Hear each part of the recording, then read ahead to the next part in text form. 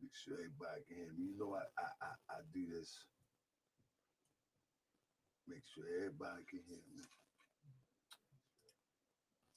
Y'all know I'm always doing something. I mean, always doing something. Make sure y'all can hear me. Make sure my sound is right.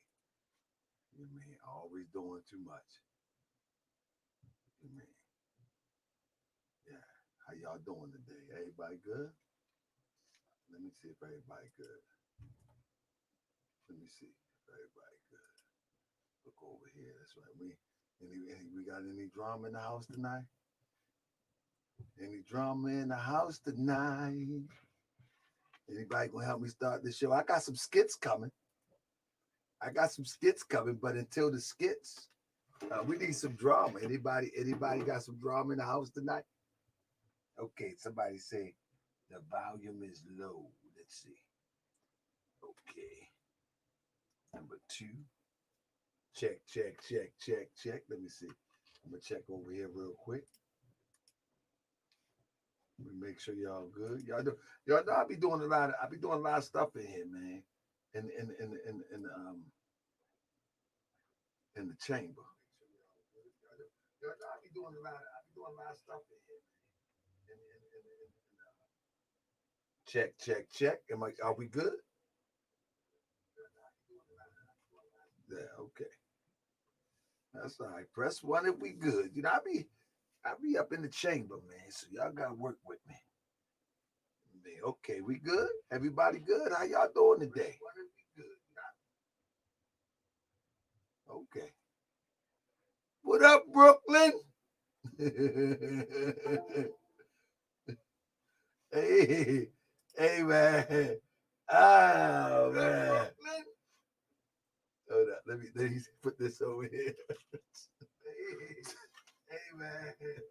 Oh, man. Hold up. Brooklyn say, bro be sounding real democratic. Man, it's about to happen today. Oh man, how y'all doing today? Y'all all right? Man, listen, we gonna call this one the Kendrick Wilson show. You know what I'm talking about? Hey, you feel me?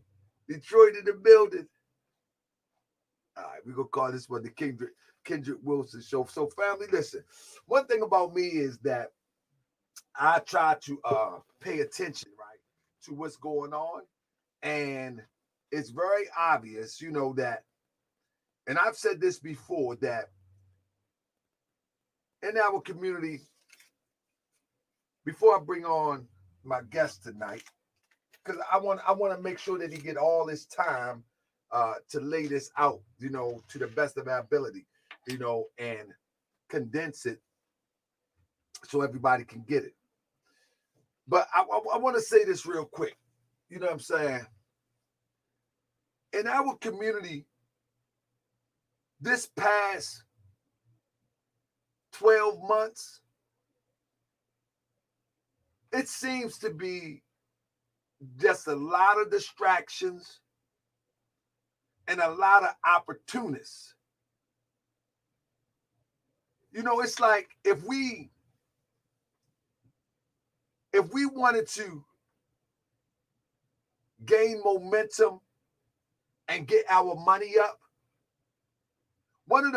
we have so much tragedy in our community that anybody with a little bit of courage to go out and put boots on the ground and get a megaphone, they could actually start a movement from scratch. And let me say, one of the reasons that I actually took on this story with King Kendrick is because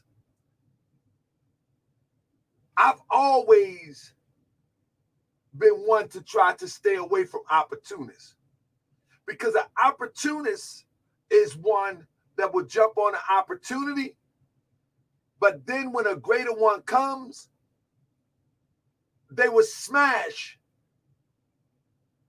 anything in their way to advance.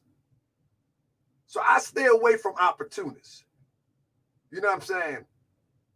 And what I mean by that, I'm not talking about, if opportunity presents itself and it's of something that can benefit you, your collective, but I'm talking about the selfish opportunists, the thirsty opportunists, the hungry opportunists, the one that will cut everybody else down. And I remember when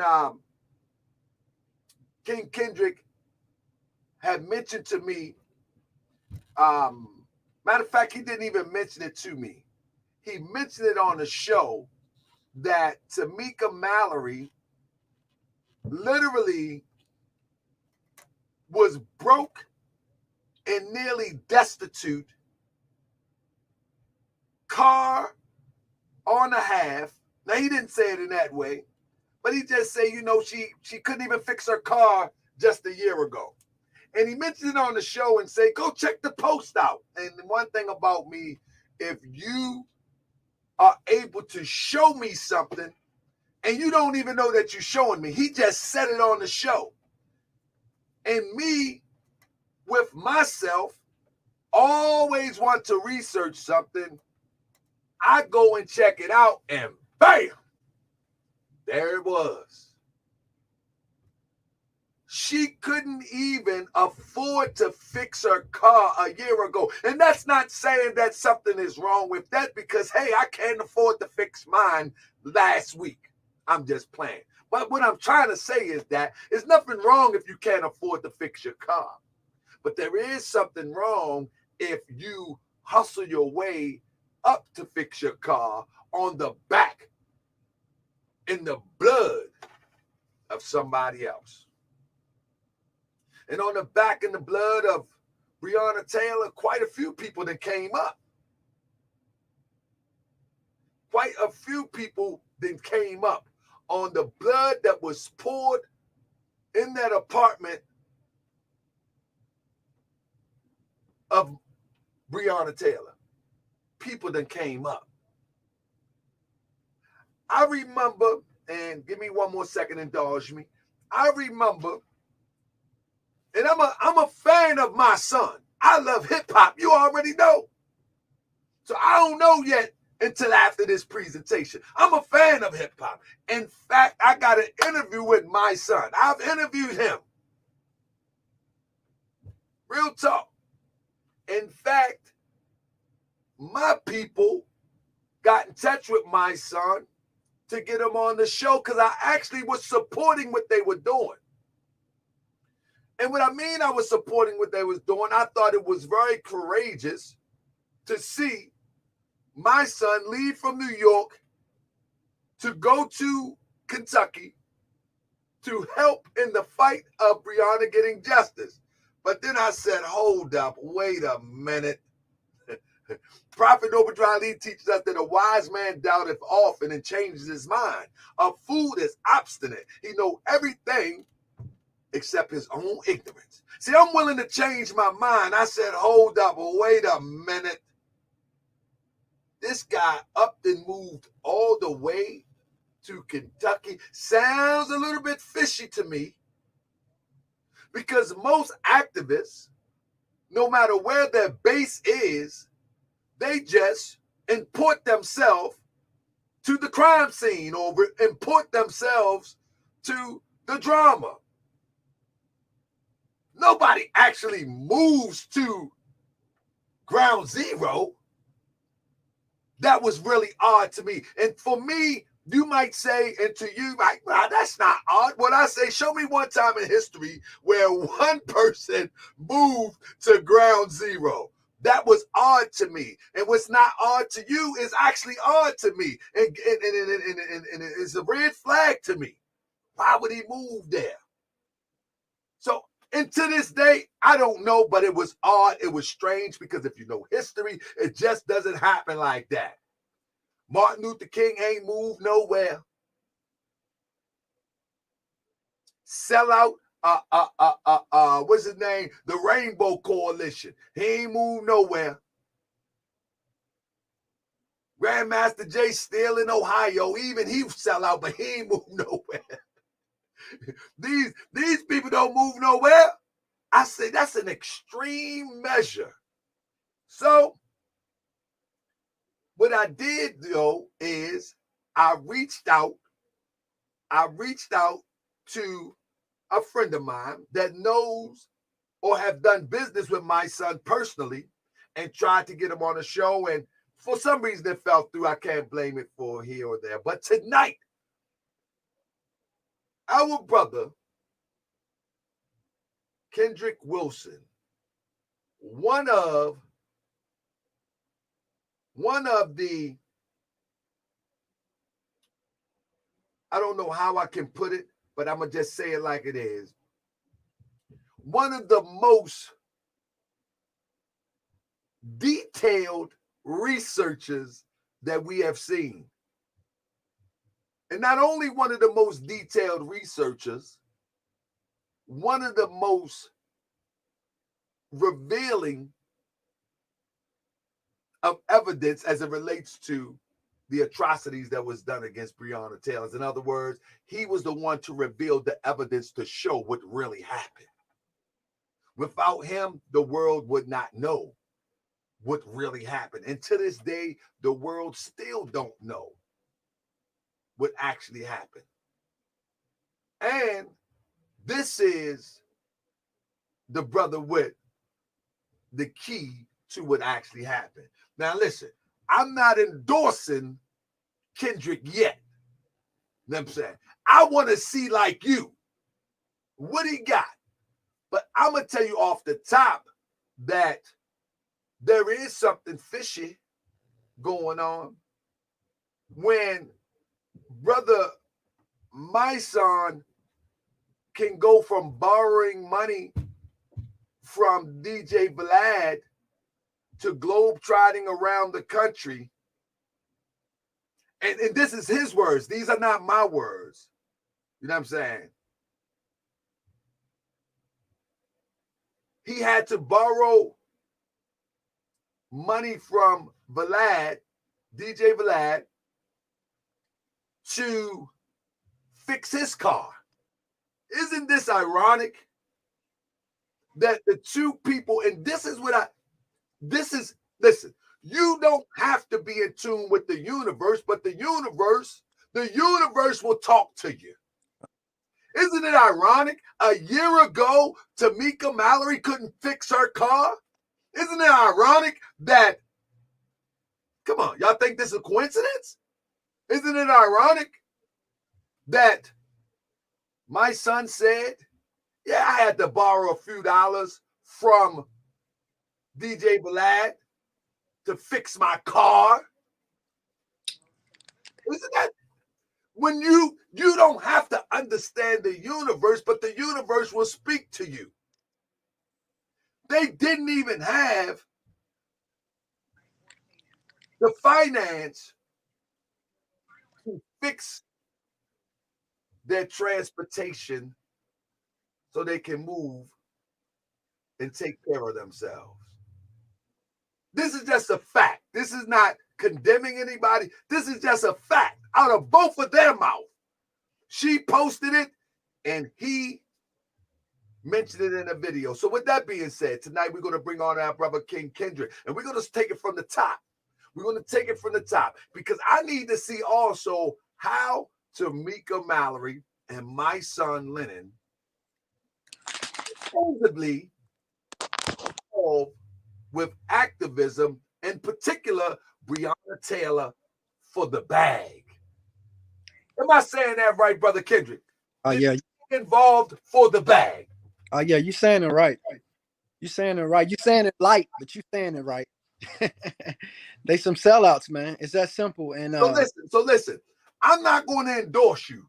Right. I don't endorse you. In fact, I don't know you. Right. I need you to convince me.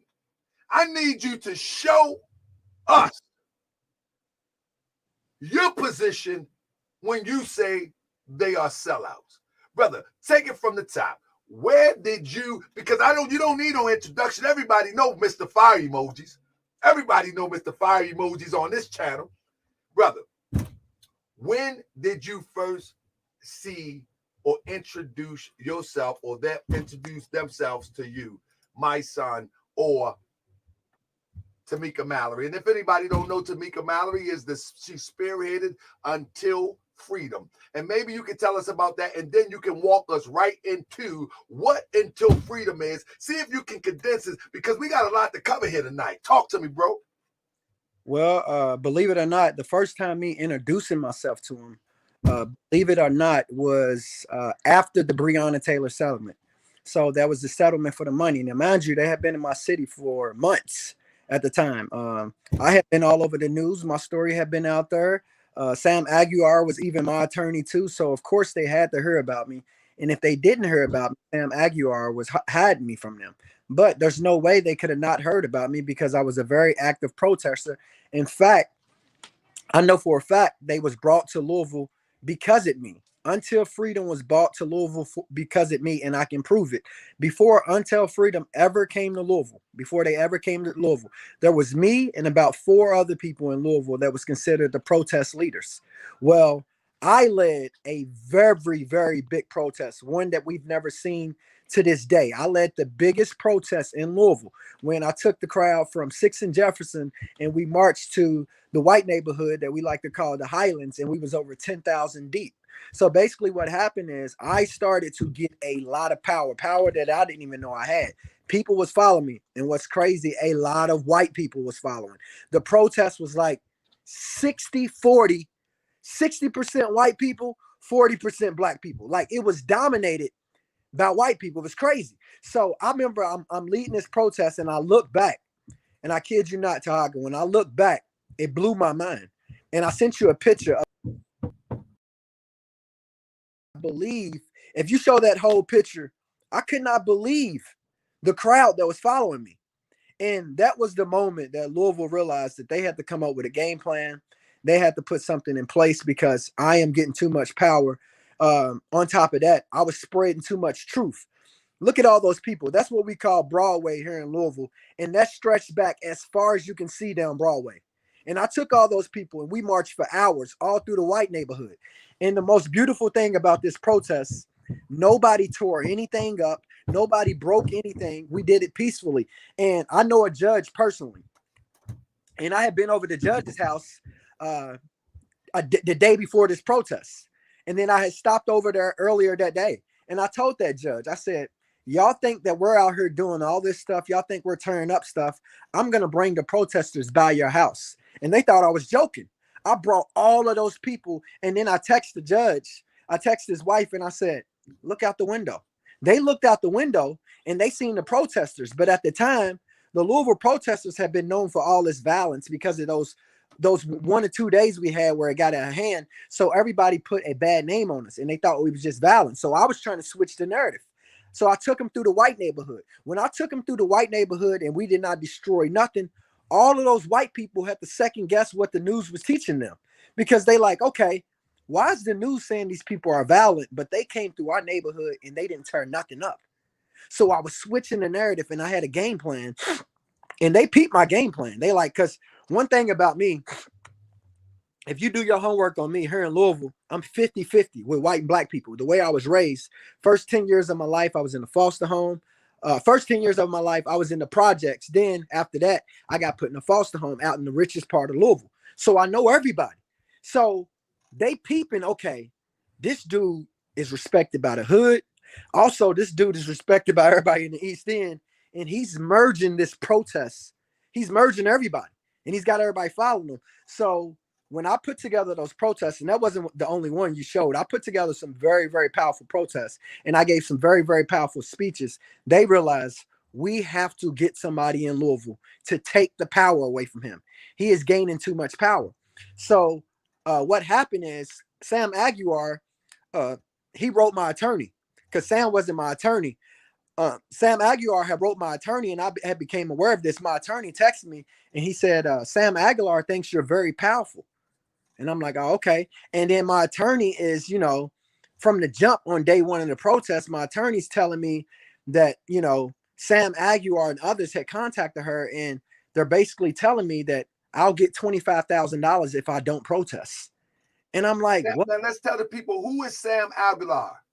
So Sam Aguiar is the representative for Breonna Taylor and Breonna Taylor's mother. So most people think he's Breonna Taylor's attorney, and technically he is, but technically he ain't. He's Breonna Taylor's mother's attorney. So he represents Breonna's family, which is her mother, who represents Breonna. So basically what happened is Sam Aguiar was never on the side of getting justice for Breonna Taylor. For a split moment, I thought he was, but he wasn't. If you ask me, I believe, and I can kind of prove it, what really happened, Sam Aguiar was actually Brett Hankison's attorney. But instead of representing Brett, he represented Breonna Taylor and got all the information and just botched it. He just botched the information. You got to think about this, Tahaga. You know people. We know people from the hood. There's people in the hood that are in jail right now, and their bail is $20,000. We know some people their bond is $15,000. We know some people it's $500,000. You even know a few people that their bond is $1 million bond. And some of these people got something that's petty as still in the car, right?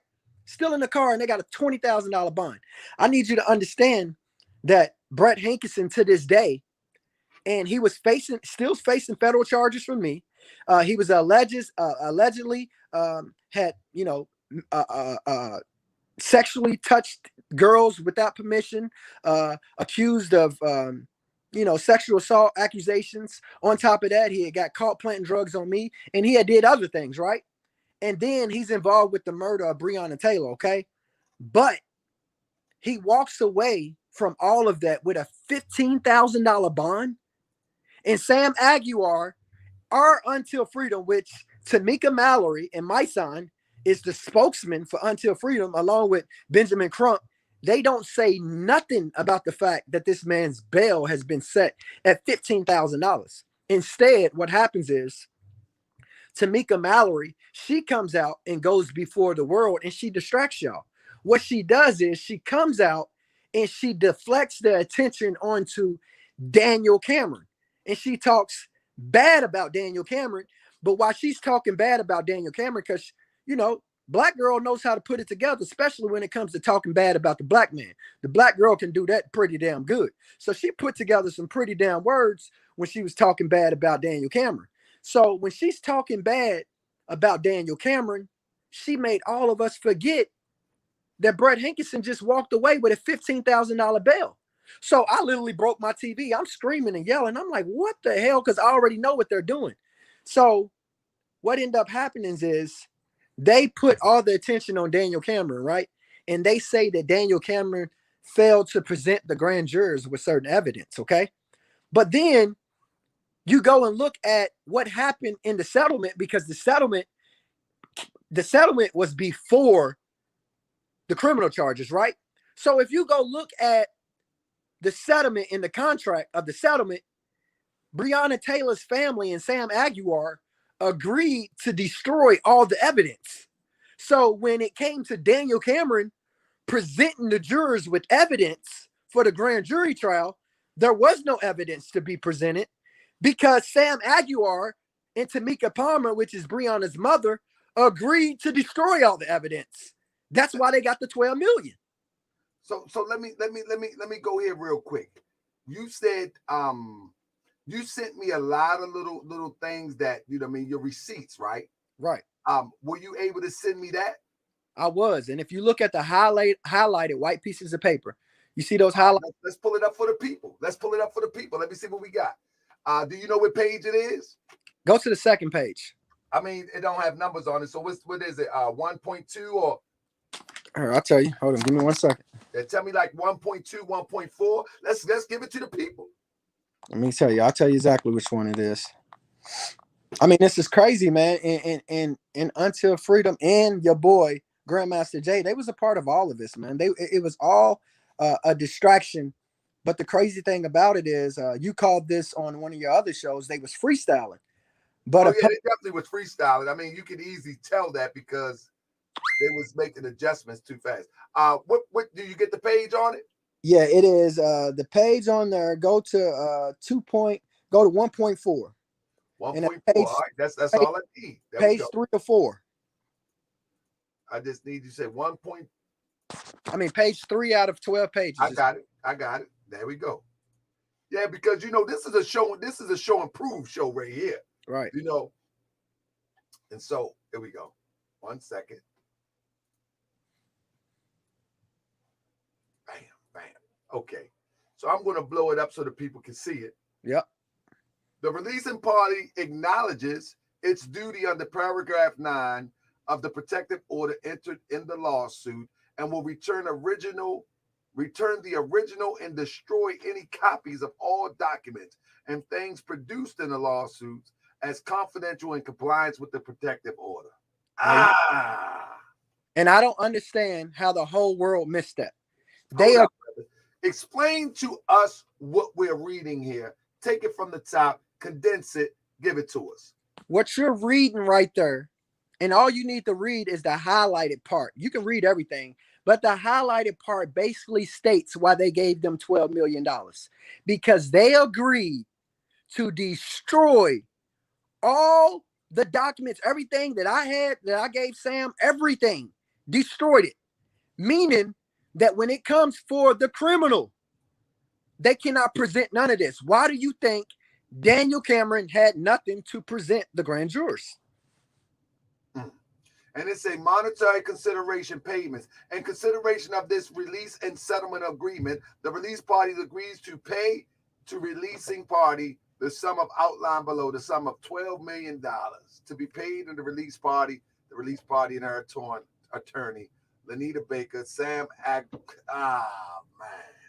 And you know why they paid them? They paid them because of the previous paragraph, to destroy. So whatever they destroyed was worth $12 million. And what they destroyed. Why would they, let me say this, Kendrick. In a case that is so public and has drawn so much attention, how do you destroy anything? I don't care what it is. I don't care if it's a pencil. Right. Don't destroy nothing. Do you know some cases are solved long after someone is dead and their bones have been eaten by worms, by evidence? My thing is this. If you got something that is so valuable that lands you $12 million, why would you not want to take that to the criminal trial to try to get justice? Surely if something can get you $12 million, then 10 times out of 10, that same piece of evidence can get you some justice. That's why they paid him $12 million, because it was never about getting justice for Breonna. What it was about was covering up the corruption that took place with this case. So how does Tamika Mallory, as well as say Mysonne or Until Freedom, ties into this? Well, Tamika Mallory ties into it because Tamika Mallory, Sam Aguiar had them to come here. That was a play out of Sam Aguiar's book. If you listen to Tamika Mallory, she's constantly bigging up Sam Aguiar. If you look at Sam Aguiar's page, which, check this out, if you go to Sam Aguiar's page, you can't go past September 11th. You can't go past 9/11 because his page is considered to be a part of the evidence. So you can't even go past 9/11 on his page. But Tamika Mallory and them came here on behalf of Sam Aguiar to distract and control the ground. Because the bottom line is this: Sam Aguiar knew he could deliver on both sides. He knew he can get the money for Tamika Palmer, but he also knew that he can make sure those cops got away without being punished. So if you look at, I think it is, if you go to the next pages on there, on those highlighted pages, what I want, what's the number on it? Let me find it real quick. I'm gonna tell you what I want you to look at. Yeah, just tell me the number. Releasing party, such and such. I want you to look at page 4, 3.1. I want you to read something right there. This is a major red flag, okay? Got you. This is a major red flag. Okay. So it says, currently with the delivery of the settlement check to counsel for releasing party, counsel for the releasing party shall deliver to the counsel for the releasing party an agreed order of dismissal with prejudice, dismissing the lawsuit. The releasing party hereby authorizes counsel to the release party to file said agreed order of dismissal with the court and enter it as a matter of record. Is that saying isn't that mumbo jumbo to saying that once it's done, it can't come back to the court? Right. Now, my thing is this. When you dismiss a case with prejudice, as you're reading there, it says this case is dismissed with prejudice. With prejudice means no matter what, the case cannot be retried. Now, it can be retried if the feds pick it up, but it can't be retried by the grand jury, okay? So, riddle me this.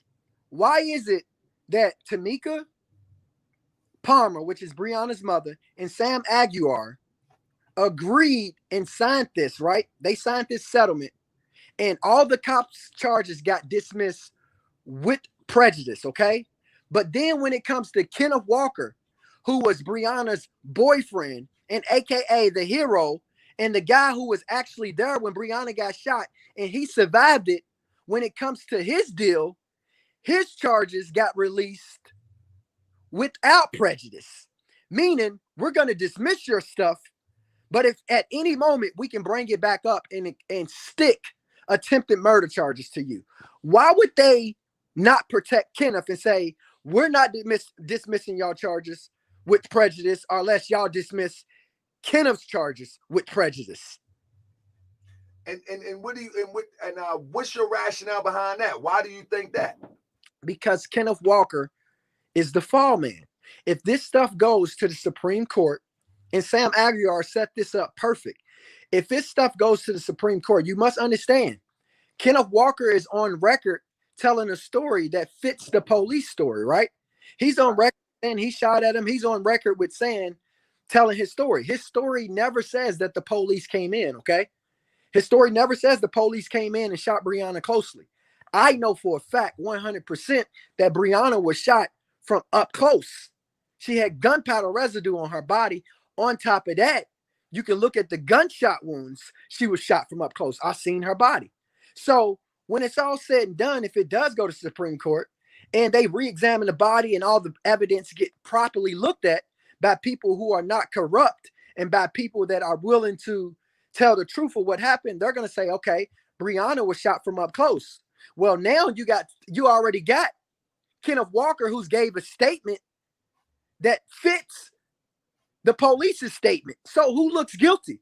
When they determine that Breonna was shot from up close, they're going to say, whoa, Kenneth, you never said the police came in. You never said none of that. So who's going to ultimately end up getting charged with shooting her at point blank range? Not to mention, y'all don't understand the confusion with the bullets and the bullets that hit her body and how they're lying about what bullets did what. Ultimately, when it comes back, they're going to pin the bullets on Kenneth Walker's gun. He's the fall man. That's why his case is dismissed without prejudice. Because if it goes back down, they're going to pin it all on him. And I told him that. And so with that being said, Sam Aguiar, how do you say his name? Aguiar. Sam Aguiar is this him here? Yeah, that's him. He's actually the one who's orchestrating the entire cover up. And so now let's go here real quick. He's orchestrating this, but how do you get in contact with him, or how does he get in contact with you? So look, he reaches out to you. Does he reach out to you because you are commanding the protest? You're commanding the attention. Is that the reason? So I'll let you tell it. Let me tell you how crafty and how much of a snake Sam Aguiar is. So what you gotta realize is I've been blowing the whistle on Brett Hankerson way before Breonna Taylor got killed. I went to the whistleblowers in the city. I went to the Metro Council. I went to judges. I went to other police officers. I went to the Public Integrity Unit. I went to Internal Affairs. I did everything you're supposed to do. I reported this guy and I said, y'all need to get him off the streets before he ends up killing somebody, okay? So Sam Aguilar sees how beautiful I've done handled my case and the fact that I beat my grand jury trials with Brett Hankerson. And he's like, okay, this guy's deadly. I need to bring him in. I need to get him on my team. So when he gets me on his team, he starts automatically just paying me all this money. I never asked for this money. I would have done it all for free. He starts paying me all this money. He paid me $18,500 in 35 days. He paid me this money, right? Why did you pay me all this money, but then you didn't put none of the work that I put in for you out? Look at this. This is the way he paid me. And what's it say on there? It says for Breonna Taylor. Look at the bottom. For Breonna Taylor. I didn't even ask for this money. This man was just sending me money out of nowhere. He was just giving me money out of nowhere because the work that I was doing. Look at this. He was giving me money just for speaking. Man, this is the receipt show here. Hey, this is the receipt show here. I mean, Morris World TV is the receipt show. You know what I'm saying? I would appreciate if y'all thumbs up. I would appreciate that if everyone have a social media that you share this on your social media. If you have 2 or 3 social medias, share it on your social media. Yes. You know, let's get some resolution.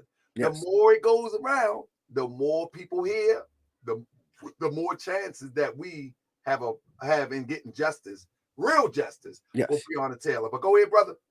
I told you that I'm the dude that, you know, I'm linked to black and white people throughout this city. I truly am. I'm super diverse. Okay. So I told you, I sent you some videos. I went to a white whistleblower from out in the East End, and I went to a black whistleblower that lives in the West End part of Louisville, which are 2 different parts of town.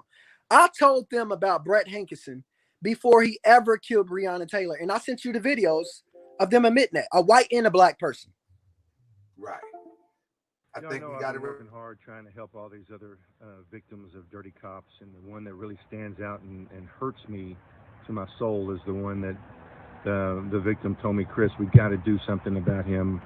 He's falsely arrested me 3 times. We got to get him off the force and out of uniform before he kills somebody, because I'm scared. You know, this guy falsely arrested my new friend, Kendrick Wilson, and he told me that this guy was going to kill somebody. And I went to the chief, I went to the meetings trying to beg the cops to listen, because I figured they would want to know it, and they ignored me. They didn't want to hear it.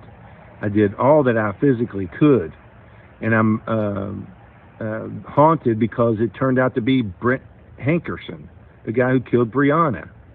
My man, Kendrick, told me, predicted this because of the dirtiness that was going on with him. We got to do something, folks. And I want to say this.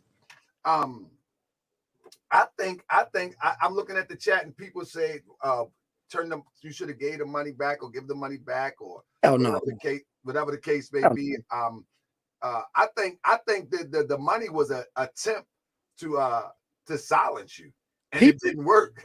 People are silly. Why would I give $18,500 back? First of all, I already know he's not going to be able to buy me and get me to do anything corrupt. You got to be out your damn mind if you get $18,000 from somebody, knowing that I've been out here protesting and I've been losing money, and I'm going to give it back. Give it back for what? That's right. I understand that. I'm going to give it to you $1. You ain't getting nothing back, and I'm still expose you. Exactly. Exactly. He paid me for my work, and you know what? I did good work, and I gave it to him. He paid me for work. I gave him everything he asked me to do, all the facts and stuff he asked me to go out and get. I stayed up 48 hours sometime, collecting information. He knew that I was good at this stuff, so he was paying me for the stuff I was giving him. But when Let me say this. If someone offers and they dropping money to you, and it's no strings attached, like, I think that's the assumption that you will have a price in the future. But that's their problem if they shooting to see if you have a price. You know what I'm saying? It's not like you at the table, you like, yeah, well, I get you this, you give me that. You just dropping money in the Cash App and thinking that one day is going to silence me. I don't think anybody in this audience would turn that back. That, I mean, now if you at the table negotiating, that's something different. That's something different. But if somebody is dropping it in your cash app and you especially you crack the case, you know what I mean? All the videos, the housing videos, it's my understanding that comes from you. Yeah. The videos, the body cam videos or the house videos that hit the internet, that Vice has been using, and Vice seem like they're the greatest investigators now. But that all comes from you. What's sad is Vice News even works for Sam Aguiar. Vice News called me a couple of days ago, acting like they want the truth. They ain't called back. I talked to them for 40 minutes. I dropped a phone conversation on my Facebook to show you how they're trying to snake me. Sam Aguiar is trying to figure out what I'm up to next, because this is chess, and they're trying to figure out how to beat me, but they can't beat me because I'm loaded with the truth and they're loaded with lies. Truth. So what is the relationship? Have you really really pulled back the layers to really make the connection between Tamika Mallory and Sam?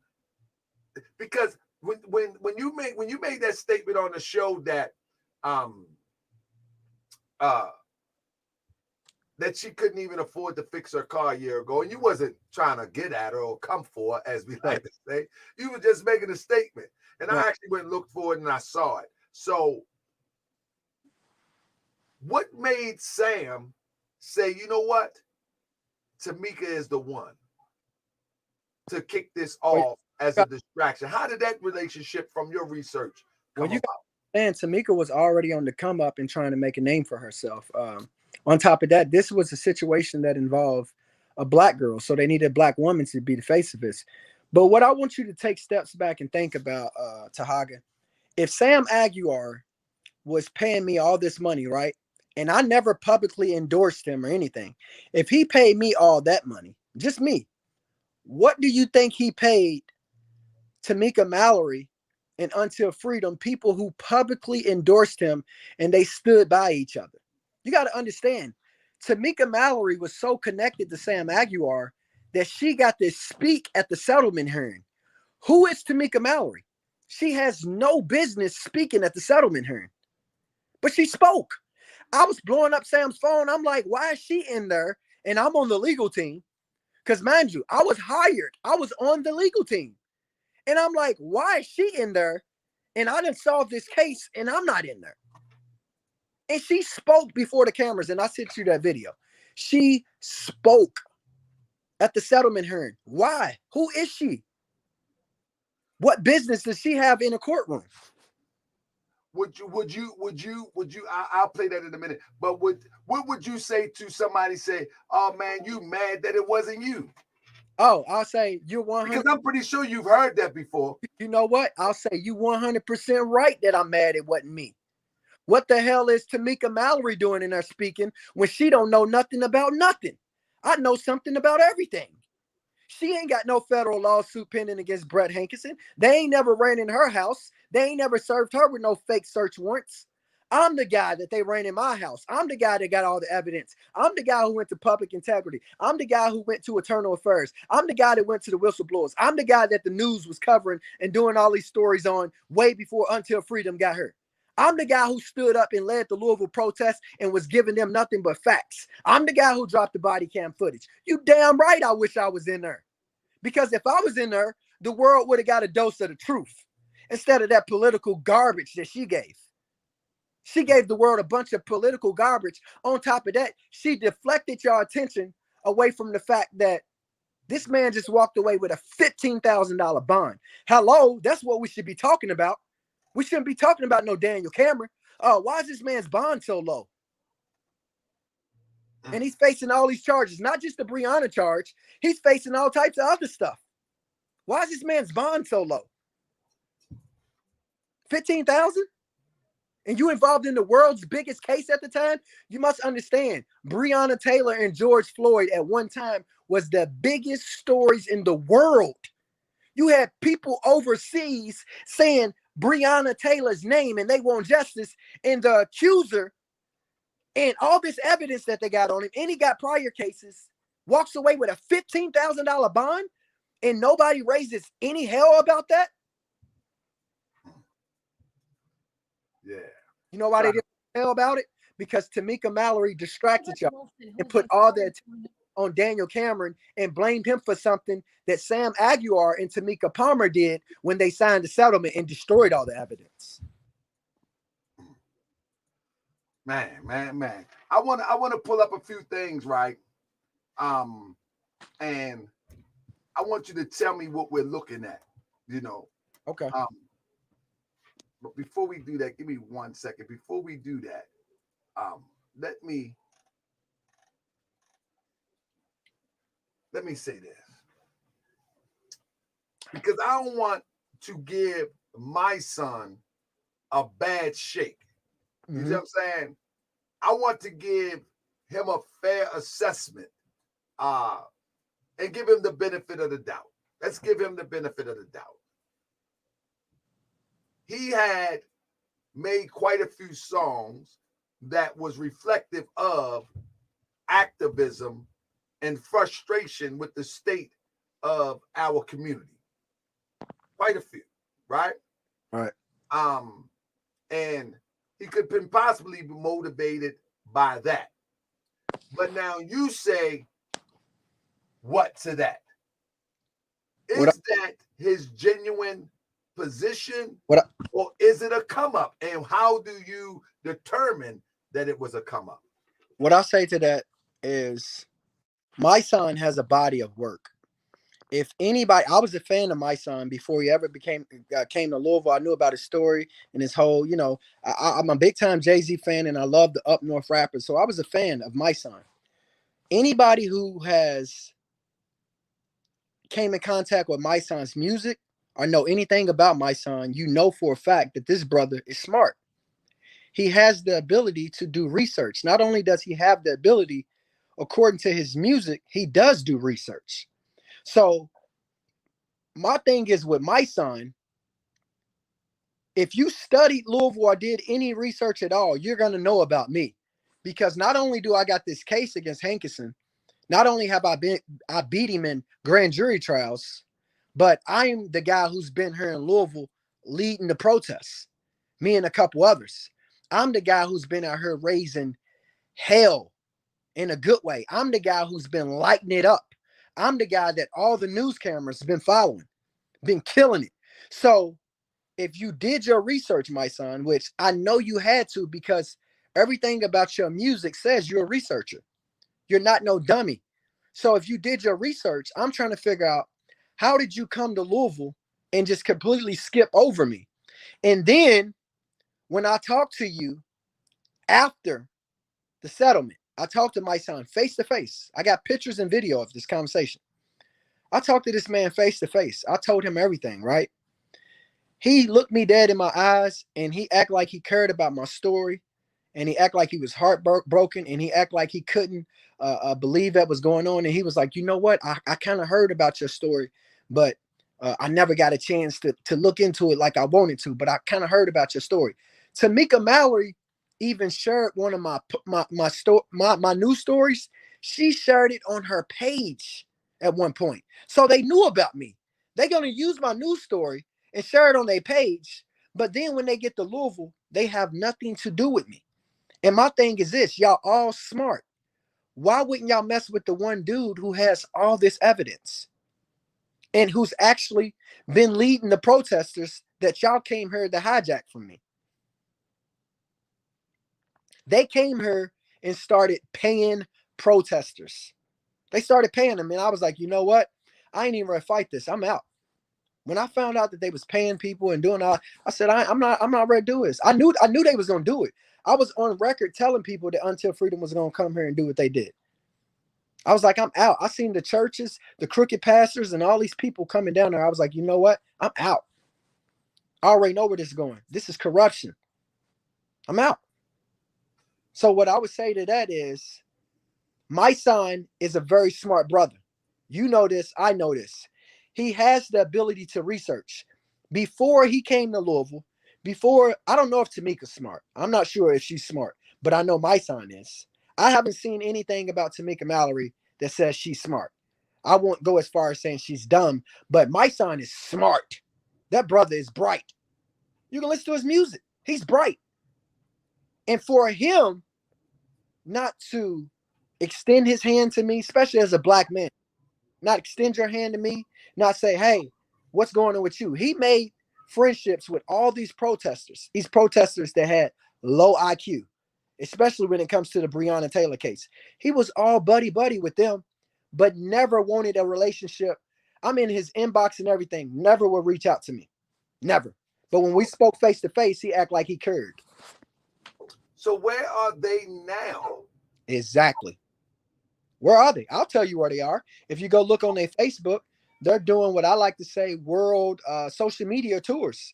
Let me ask you this. Where did, if you know, where did Mysonne live when he moved to Louisville? Because you're from Louisville, right? Yeah, I'm over. Do you know the area he lived in? Not specifically his house, but did he live in? When he came to Louisville? Yeah. No, they lived in a disclosed area. They never told people where they lived at. Understandably so, but at the end of the day, think about this, Tahaga. So the reason why I said that is because my son is thoroughbred. You know what I'm saying? But you know, even man, listen. At some point, this is what I say about people in the Moorish Science Temple of America that hustle people. I don't know if my son is hustling people yet. The jury is still out at this point. But I say this about people in the Moorish Science Temple of America that are hustling people. They're too cowardly to sell dope. They're too cowardly to go and rob people when that's their really heart. I'm talking about with the pistol. They too cowardly to do that. And so what they do is they use religion, put on affairs, they play dress up, sell little books, little trinkets, a right to travel, and all these little weird little things because they just scared to sell dope. You know what I'm saying? So my son is he cut from a thoroughbred cloth, you know. Right. So it wouldn't be far-fetched to see that, man, listen, this is just another way to get the bag. You know what I'm saying? Let me ask you this, Tahaga. You being who you are, if you came to Louisville, you tell me if I'm wrong. If you came to Louisville, no matter what you got going on with me, no matter what you invested with the Breonna Taylor, me knowing you, I know how you are. You're going to make it your business to go to the hoods in Louisville and see what's going on in the hoods. Right? Of course. You're going to probably link up with me, probably link up with some Moors out here, but you're going to make it your business to go check out what's going on in the hood. Because that's what we do. Even when we're out of the hood, we still check on the hood. Now, check this out. My son is supposed to be this thoroughbred, right? He comes to Louisville and he's here for months. Not one time did they ever visit the hood or do anything for the hood or build any type of bridge with the hood and the protests. Not one time. Not one time. They kept it all in the skyline. They never did nothing in the hood. Nothing. Absolutely nothing. Yeah, that's real suspect. That's real suspect. And I'm going to tell you something. I'm going to tell you why that's real suspect. Before I even got some sort of name from social media, before I even got some name for social media, I remember the first time I went to Atlanta. And I wanted to see the hood where T.I. always was talking about in the song. So guess what? I gassed up and went through there. You know what I'm saying? Everybody on box Chevys. I went through every hood in the ATL. Absolutely. Check this out, Tahaga. Let me explain something to you. I can't make this up. When Until Freedom and Grandmaster Jay was in this city, because they was here at the same time, okay? When they was in Louisville, we had the worst black-on-black crime in the history of our city. More people got killed in the history of our city when they was here. Check this out, Tahaga. There was a little girl by the name of Trinity. She got shot in her face 5 times as a 3-year-old and got killed. She was murdered. Do you not know Until Freedom or Grandmaster Jay did nothing about that? Absolutely nothing. They never blew this story up. They did absolutely nothing. A 3-year-old baby got shot in her face 5 times in Louisville while they was here.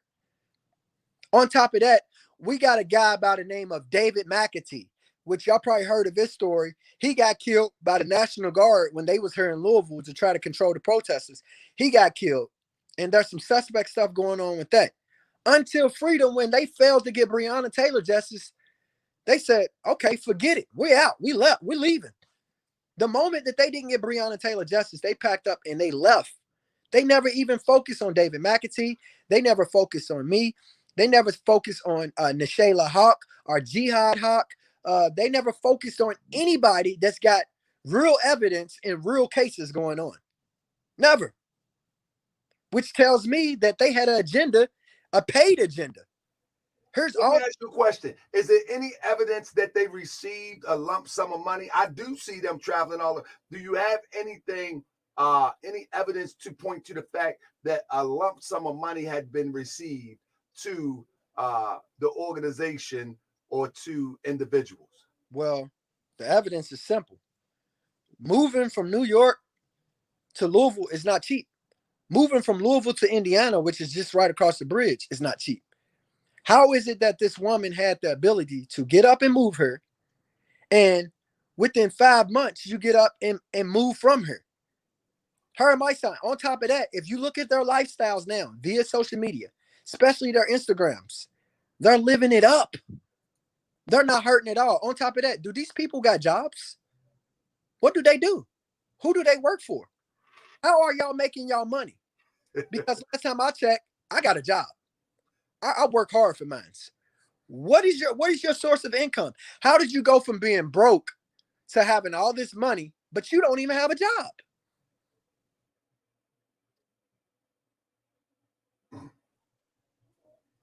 Then if you look at, I'm gonna tell you how ornery they are. The protesters here in Louisville, I want you to play that video. The protesters in Louisville gave Until Freedom their name. We the one who's built them up. And I say me because I'm a part of Louisville, but I wasn't a part of it. I wasn't with it. But if you go look at these documentaries that Tamika Mallory's doing, she has the nerve to say she put Louisville on the map and she put Breonna Taylor on the map. No, she didn't. We was on the map way before Until Freedom and Mysonne and Tamika came to the city. We was already on the map. Matter of fact, let me explain something to you. You can ask anybody in the city of Louisville. When they came here, our protests got super weak. When it was me and a couple other people who was leading the protests, we was out there by the thousands. When Tamika Mallory and Until Freedom and Mysonne and them came here, they struggled to have 200 people. They struggled.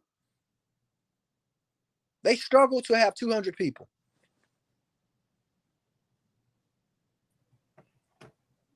I'm gonna load up a few of these videos in a second. What I wanted to say is this: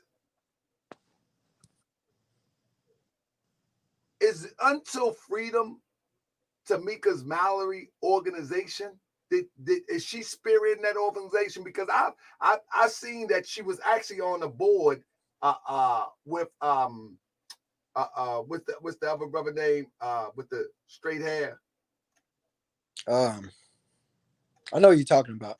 What's his name? I forget his name, man. It's Linda. I know it's Linda, Mysonne, Tamika, and who's the fourth person? Either way it goes, Tamika's the face. She's definitely the face. Right. And what I'm trying to figure out is why? What has she done? She killed our protests. Our protests became watered down when she got here. It became watered down. It became watered down when she got here. If you ask anybody in the city of Louisville, our protest was super strong. But when they got here, it was over. When I left, so many people left. So are they? Do you consider them a real distraction? And to take it off the course? I consider them a political distraction because you must understand they participated in the election too. What was your goal? Tell you what they did to her.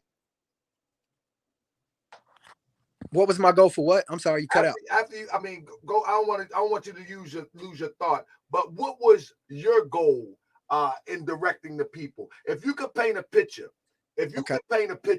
of your goal, and motivating and move the people towards resolution, what was your goal with all those people that was moving with you? My goal was very simple. I understand the basics when it comes to winning a case. The basics in winning a case is you must destroy your opponent's credibility. So when I went out to the protests, I had already knew, me personally, I got all this dirt on Brett Hankerson. On top of that, those other cops that was in Breonna's house, they ran in my house and they gave me a fake search warrant, and I can prove it. I'm winning my cases. I got this. So my goal was to educate the people with my case, because I didn't know what was going on with Breonna's case yet. All I know is we had the same cops in common, and I knew those cops was crooked. So my goal was to get out there and tell the people everything about those cops and their credibility through my case. And then as the facts come out with the Breonna Taylor case, I was going to show them what to look for as far as how you can tell with if a search warrant is fake and if it's real, and how they get away with it. Because they tried to get away with it with my case, but I caught them. They so slick. The judges and everybody participated in this and tried to cover it up, and I caught them red-handed. So I'm like trying to tell the protesters what they're going to do. But you must understand, the protesters, it's like me speaking Chinese. Like they hearing me, but they not hearing me. So Sam Aguiar realized, along with the Louisville Metro Police Department, they realized this dude's consistent. He's out there every day. He's not going to let up. People are starting to find out about Brett. He's getting his story out there. The news is picking up his story. He's getting momentum. I shared a news clip on my Facebook page. It got 96,000 views from my Facebook alone. That scared the hell out of them. They're like, uh-oh, he's about to destroy Brett Hankerson's credibility. So that's what my plan was, to destroy his credibility. And it was working. But then Sam Aguiar, he came in and he never took shots at their credibility. Never. He never told you about, you got to understand, Sam Aguiar was my acting attorney, right? He never told y'all about my case. Why wouldn't you be taking, okay, you're sitting right here yelling, unseal this, unseal that. Okay, why they not unsealing stuff and they not giving you the facts on Breonna Taylor? Give the world the facts on my case. Let the world know what they did to me. Let the world know what they did to Nashayla. Let the world know that video I showed you. I showed you how Brett Hankerson just loves to just enter people's home without permission. You got that video where that man just literally busted in his girl's house? It wouldn't load up. I'm trying to load it up. I'm trying to load up the rest of them right now. Man, they went in that girl's house looking for money. When they came to my house, they put the gun to my girl's head straight up and told her, where's the money? They told my girl straight up, we know there's bricks of cocaine in her and over $200,000 worth of cash. Where is it at? My girl said, I don't know what y'all talking about. I know nothing about none of that. Then they tell my girl that we know it's in the car. Where's the keys to the car? Because I keep this one car. I got multiple cars. I keep this one car in my garage, and my garage never gets open and it stays in there. On top of that, this car at my other residence never moved. So they just knew, okay, that's where this money's at, and that's where these bricks of cocaine. When they came into my spot, they put the gun to my girl's head. Her 8-year-old son's watching. My sister, who had a brain aneurysm, that I adopted my sister, she's down in the basement. She can't talk or even feed herself. They left her neglected. They're in my house for over 3 hours. I'm at work. Then they come and get me at work, take me to my barbershop, and then tear up my barbershop looking for money and drugs. They don't find nothing. Then they take the keys from the car that's back in my house, go back to my house, leave me at my barbershop, and they tell my girl, we're about to get your son taken away, which they got the son taken away, which is illegal because he still ain't been able to come back to my house, and there's no charges, and I beat all my charges. But they're making it like I'm some kingpin, right? So they take the keys to the car, and they destroy my car, take my dashboard off, everything, destroy this car, right? And they don't find a cigarette butt. I don't even smoke cigarettes. They don't find a black and mild wrapper. I don't even freak blacks. And then they come back. It's two different task force. You got one who got me at the barbershop, and then the one who's at my house. Kick my door off the hinges. You hear me? My 8-year-old son, my sister, and my girl's in her, right? So the neighbors and everybody's looking at this, right? They got it on video and everything. So then they don't find nothing. They tear up my barbershop. They don't find nothing. They call Indiana. They so desperate because Indiana and Louisville, they're like right next to each other. We're 5 minutes apart crossing the bridge. They so desperate. They can't find nothing. They have no charges. They call Indiana. They say, they acting like I'm some real deal kingpin. They call Indiana. They say, look, we got Kendrick Wilson in our possession. Do y'all want him? I'm listening. They got it on speakerphone trying to scare me, thinking Indiana's gonna have something on me. Indiana says, why would we want them? And they was like, oh, well, we're just trying to figure out if there's anything that y'all want because we got them in possession. Do you think all of that ties into Sam and the new protest movement led by Tamika and all? Do you think is all of that tied in together? It's all tied in because you must understand Sam Aguilar tried to botch my case. Let me explain something to you. There's something called a discovery, right? Whenever you get a case, there's a discovery and there's a true copy of your search warrant and stuff that happened, okay? Whenever my case went down, you must understand they never gave me a true copy, and they still to this day have not gave me a discovery on my case. I'm like, how do y'all have a case and y'all so-called saying it's sealed, but yet I got no discovery and no true copy? And then when I put in my own motions, I go to the judge. I'm like, okay, I need y'all to unseal my case. The judge tells me she can't unseal my case. I said, okay, I came back with another motion. I said, okay, judge, according to the law book, you are not allowed to seal my case. And my case has been sealed for over a year, and that's illegal. So then when the judge finds out that I know the law book, she unseals my case. But when she unseals my case, she dismisses my case. And I say, okay, you dismiss my case. What is my case number? She says, there is no case number, meaning I never had a case. That whole search warrant and everything they did was never even listed as a case, and every search warrant is considered a case. So it was all illegal. And that's why I'm about to win millions of dollars off the back of my federal lawsuit, because it was all illegal. And so they took Sam Aguilar, they stuck him on me and tried to get him to botch my case.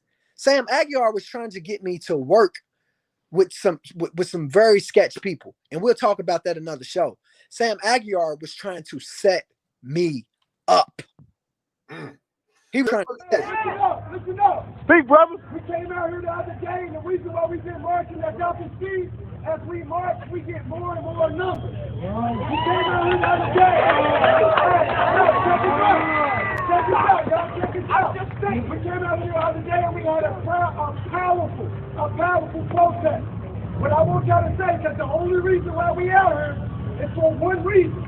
We won't, because it's not in the police department's hands no more. It's in the feds' hands. This is these people here.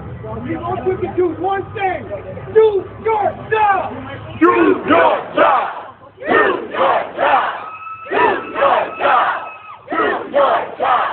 Do your job. Do your job. Do your job. Do your job.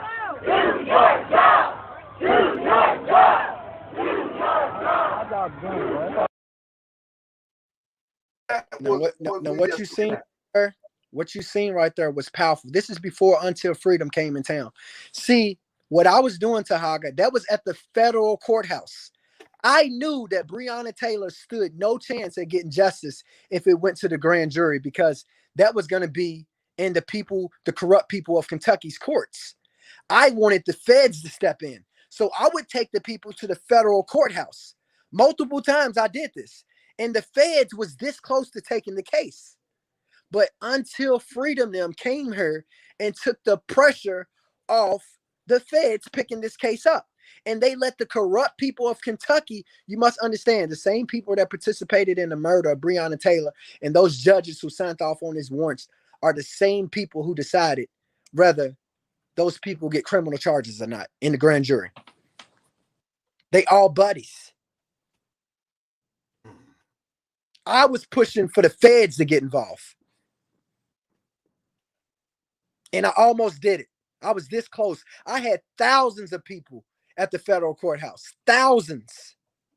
And they all listened to me, and they was becoming educated. Until Freedom never led a protest more powerful than any of mine. My protest was big. They was powerful. And my protesters listened to me. I sent you one clip. When I went to the federal courthouse, I tell the protest, I tell them to sit down. They sit down. They listen. I had them under control. Then I tell them, get up. Let's go. They follow me. Until Freedom never had control of the protesters. Their protesters was out of control. They was getting locked up. They was catching charges, cases, all type of stuff. I had real control.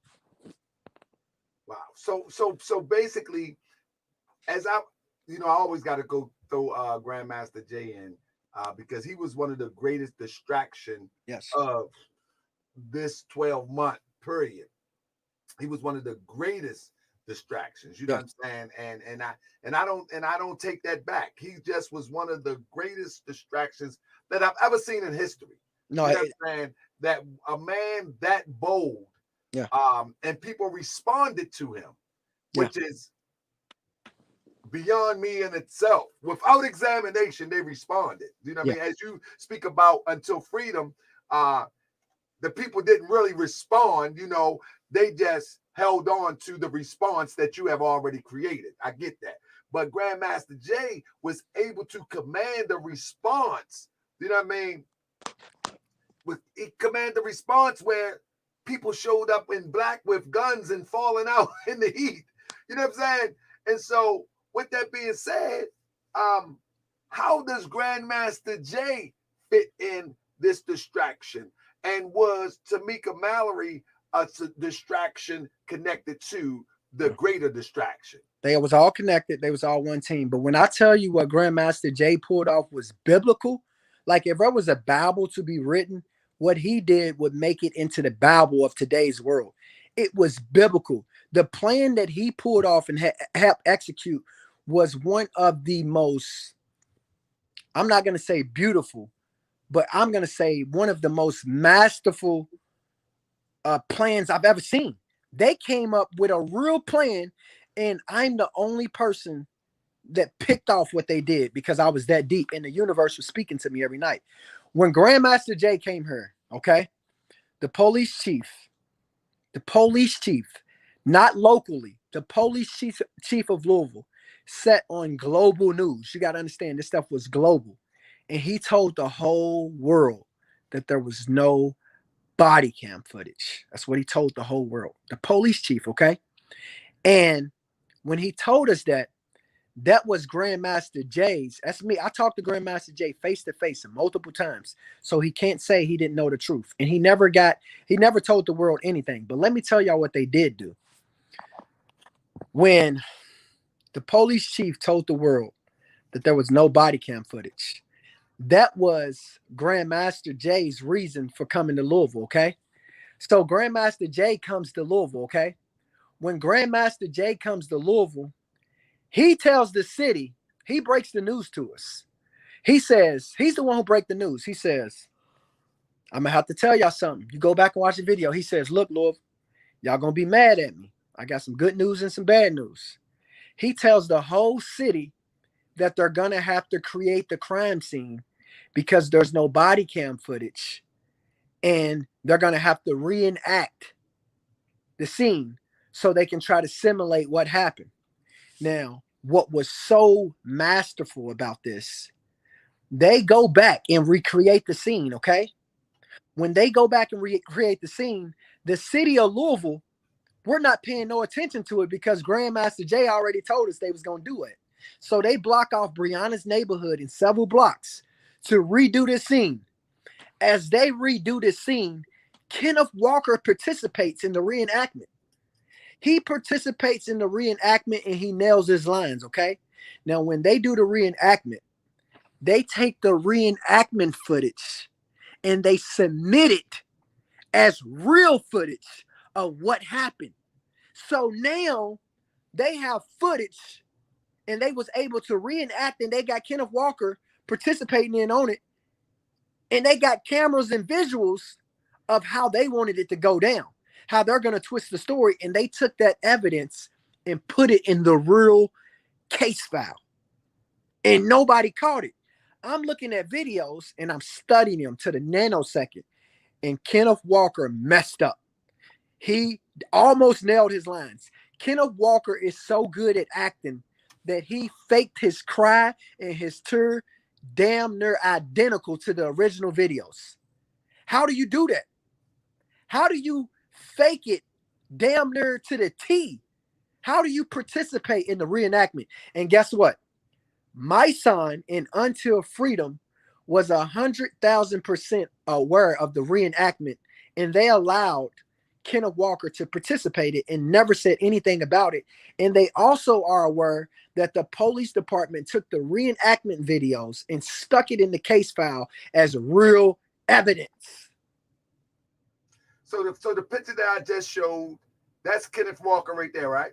That's Kenneth Walker and Breonna Taylor. So he literally became a part of the cover-up, is what you're saying. And I can prove it. I've proved it already on my Facebook. My followers know 100% he was a part of it. A part of it. Listen, I got a phone call. I don't know if I sent you the phone call. I don't think I sent you. I got some juicy stuff. Oh my God. Let me be quiet because this is Supreme Court stuff. I'm sorry. Let me stop. I got some stuff, dog. They messed up. They messed up. And the only person that's got the, excuse my language, the only person that got the kahunas to call him out, I sent my package to the Supreme Court. My stuff is in at the Supreme Court. I'm waiting to hear back from them. They met Tahaga. They messed up. And I caught them red-handed. Kenneth Walker knows. Breonna's mother knows.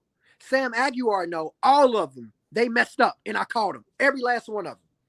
Until freedom, I caught them all. Where is your case now as it relates to the Supreme Court? Good question. My case, Brett Hankinson filed a motion to dismiss. I went to court. What's today? Today, Thursday. I went to court Monday. I put in my paperwork and my motion. I responded to the judge. The judge had had an order for me to respond to. Believe it or not, I'm doing the unthinkable, and I'm gonna win. I'm representing myself pro se, which means I am my acting attorney. I've had several attorneys. Believe it or not, Kenneth Walker's attorney now was my attorney. He quit on my case and told me, I got the voicemail and everything to prove it. He quit on my case and said that he wanted to spend time with his kids and he's looking to back away from legal work after he got a lot of my evidence, right? Drop my federal case against Brett Hankinson, and then weeks later picked up Kenneth Walker's case. So these people are tricky. So when I found out, that was my fourth attorney that's did some shady stuff like that. So I said, you know what? I'm going to represent myself pro se. Now, mind you, there's many black attorneys all out there, okay? Now, when we often get a car ticket, speeding ticket, or anything, right? What do we see in the mail? We see all these attorneys mailing us stuff, trying to get us to hire their services. I find it extremely weird that I got this big time national case with Brett Hankinson because it's a high profile case because it's Brett Hankinson. I got this high profile case, right? No attorney has sent me any piece of mail. No black activists, no Until Freedom, no Black Life Matters. Nobody has tried to stand with me. And nobody said, hey, I want to look into your case and see what's going on. No black attorney here locally in Louisville has said, hey, do you need my help? Can I help represent you? Not one. Well, I think you're gonna have to ride this one out, man, or maybe get somebody from out of town. You know what I'm saying? Because locally, I'm representing myself. Yeah, you're gonna have to ride it out, or your only alternative is somebody out of town. Because it seemed like the game has been rigged in Louisville. Yeah, it's definitely surrounding areas. It's definitely been rigged, but I'm gonna beat them fair and square. They can't beat me. The only option they got is to kill me. And I'm perfectly fine with that because I know I'm going off to a better place. They can't beat me. Listen, I'm telling them to their face, they can't beat me. In the courtroom, they can't beat me. They can't beat me. I got way too much evidence. They cannot beat me. They can't beat me. I'll tell them to their face. They know it. I promise you the word. They can't beat me. Only thing they can do is offer me a ton of money and try to settle the case. That's it. That's it. They can't be. Let me share this with you. I want you to show me what we're looking at right here, brother. Okay. We're gonna go about 20 more minutes, and then we definitely gonna come back. This is about. Let me explain to the people what we're talking about here. Hold up. Let me stop. Basically, we were talking about whether Tamika Mallory, Mysonne, and Until Freedom, that they join in this struggle to get the bag. or did they genuinely join this struggle to get justice for Breonna Taylor? And everybody have to admit, whether they like My Son, Until Freedom, and all of the things that they have done, you have to admit that the Breonna Taylor story is out of the news. It's quiet. Nobody's talking about it anymore. It's pretty much a wrap in the public side. Listen, they're on IG all day, every day, right, Tahaga? They don't even hashtag Breonna Taylor. That's what I'm saying. It's pretty much a wrap. The money, the check has been distributed, and now it's quiet. I mean, and this is not no shade on anybody. This is just the facts. The $12 million was distributed. The officers are not going to jail. Nope. And everybody going their separate ways. So there is no true resolution as it relates to justice. And if you are in an organization to fight for justice, you fight for justice all the way to the bitter end. Can you show the video where she said she was putting Louisville on the map? Like, I don't think it won't come because it's in OS. What, you want me to resend it? No, it's not in MP4 file. Okay. At the end of the day, man, let me see something, man. Yeah, you can play. I'll show you. Let's see what this will say. Until Freedom was founded with this concept of building campaigns around the country that meet people where they're at. We decided that we were actually going to get up and go. It's now, finally, we getting it going. We putting Louisville on the map. We're putting Breonna Taylor on the map. There you go. That was it. There you go. Yeah. So basically what she's saying is that, but Breonna Taylor's story was pretty much, Black Lives Matter done a whole lot for the story too nationally. So I don't know. I heard about it through Black Lives Matter, actually. My thing is, I know one. Black Lives Matter got a bigger network. All of them clout chasers to me. Yeah. You know what I'm saying? All of them misery chasers and destruction chasers. I mean, we're waiting for the next casualty to happen. You know what I'm saying? We're waiting for the next death to happen in order to build our brand and build our pocketbooks. That's what these movements look like to me. I mean, I could be wrong, but that's what they look like to me. It's like Black Lives Matter. They used what's the brother name with the hoodie? It escapes me at this time. Trayvon Martin. They used Trayvon Martin tragedy to build Black Lives Matter. That was their springboard. Tamika Mallory, it appears, they're using Breonna Taylor as a springboard. Hey, Tahaga, you know what's crazy is? If you check the record of the high-profile cases when all these major activist groups get involved, they never win. We lose every case. Never. We get people riled up. We get all these groups, these organizations, Oprah in there. How do you lose with Oprah on your side? It's a distraction. It got to be a distraction because, as you said, there is never no justice at the end of the day. Not with these groups. And Tamika Mallory was on record with saying, if Breonna Taylor don't get justice, there would be no peace. And she was on record with saying she will be here in Louisville until Breonna gets justice. As soon as they got the settlement, that girl packed up and left. Absolutely. Absolutely. And you know the funny thing about it, even weird old Grandmaster Jay, who probably didn't even get a cut that we know of directly. You know what I'm saying? But he instantly got quiet too, though. Oh, Breonna. He got quiet too. I mean, he wasn't on that stage with them, but it would be like that he's a part because all of that, all eyes on Bree. You ain't hear that no more. Well, here's the thing. Grandmaster Jay called me. He called me. We spoke. And he said, look, brother, I've been following you. And what you're saying is starting to make sense. He said, I'm sorry, because I had tried to get his attention several times. He was like, I'm sorry. I didn't know you were sitting on this much. He said, but brother, the stuff you putting out there is real. So he made it like I was the reason why he started to fall back and calm down in a phone conversation. And I got these phone conversations recorded. I had put them on my Facebook and stuff like that. My followers know about this stuff. He was like, man, I didn't know you knew his stuff. So he started to act like he was starting to become aware of the corruption. But at the same time, he never used his public stage to mention anything about the Breonna Taylor corruption, ever. Ever. He never requested a meeting with Sam Aguilar or none of that. But yet, he was requesting a meeting with Daniel Cameron. And my thing is, how in the hell do you get a meeting with Daniel Cameron? How do you just come to Kentucky and get a meeting with our attorney general? Like, who are you?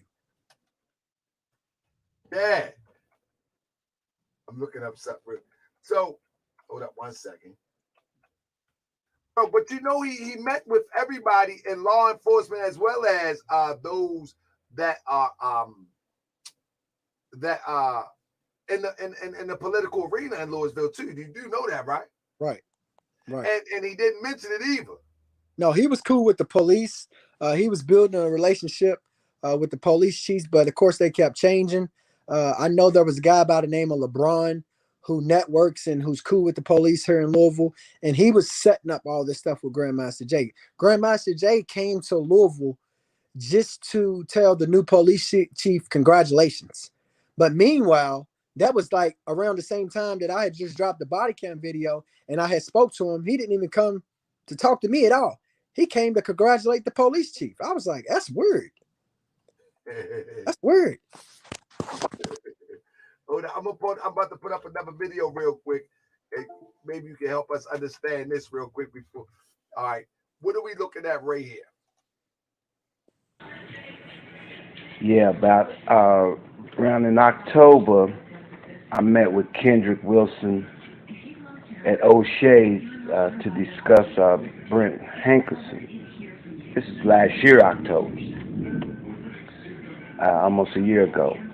He talked about all the destructive behavior that this officer was doing on the streets of Louisville, Kentucky, and how we should work very hard to get him off the streets before he murders somebody.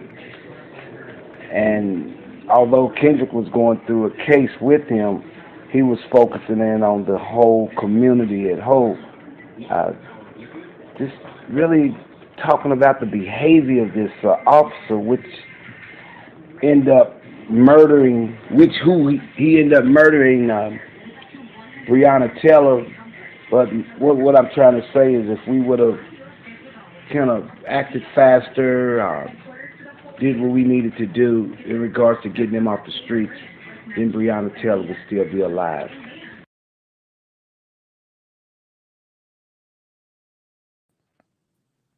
What are we watching right there? What was that? That's a guy by the name of Neil Robinson.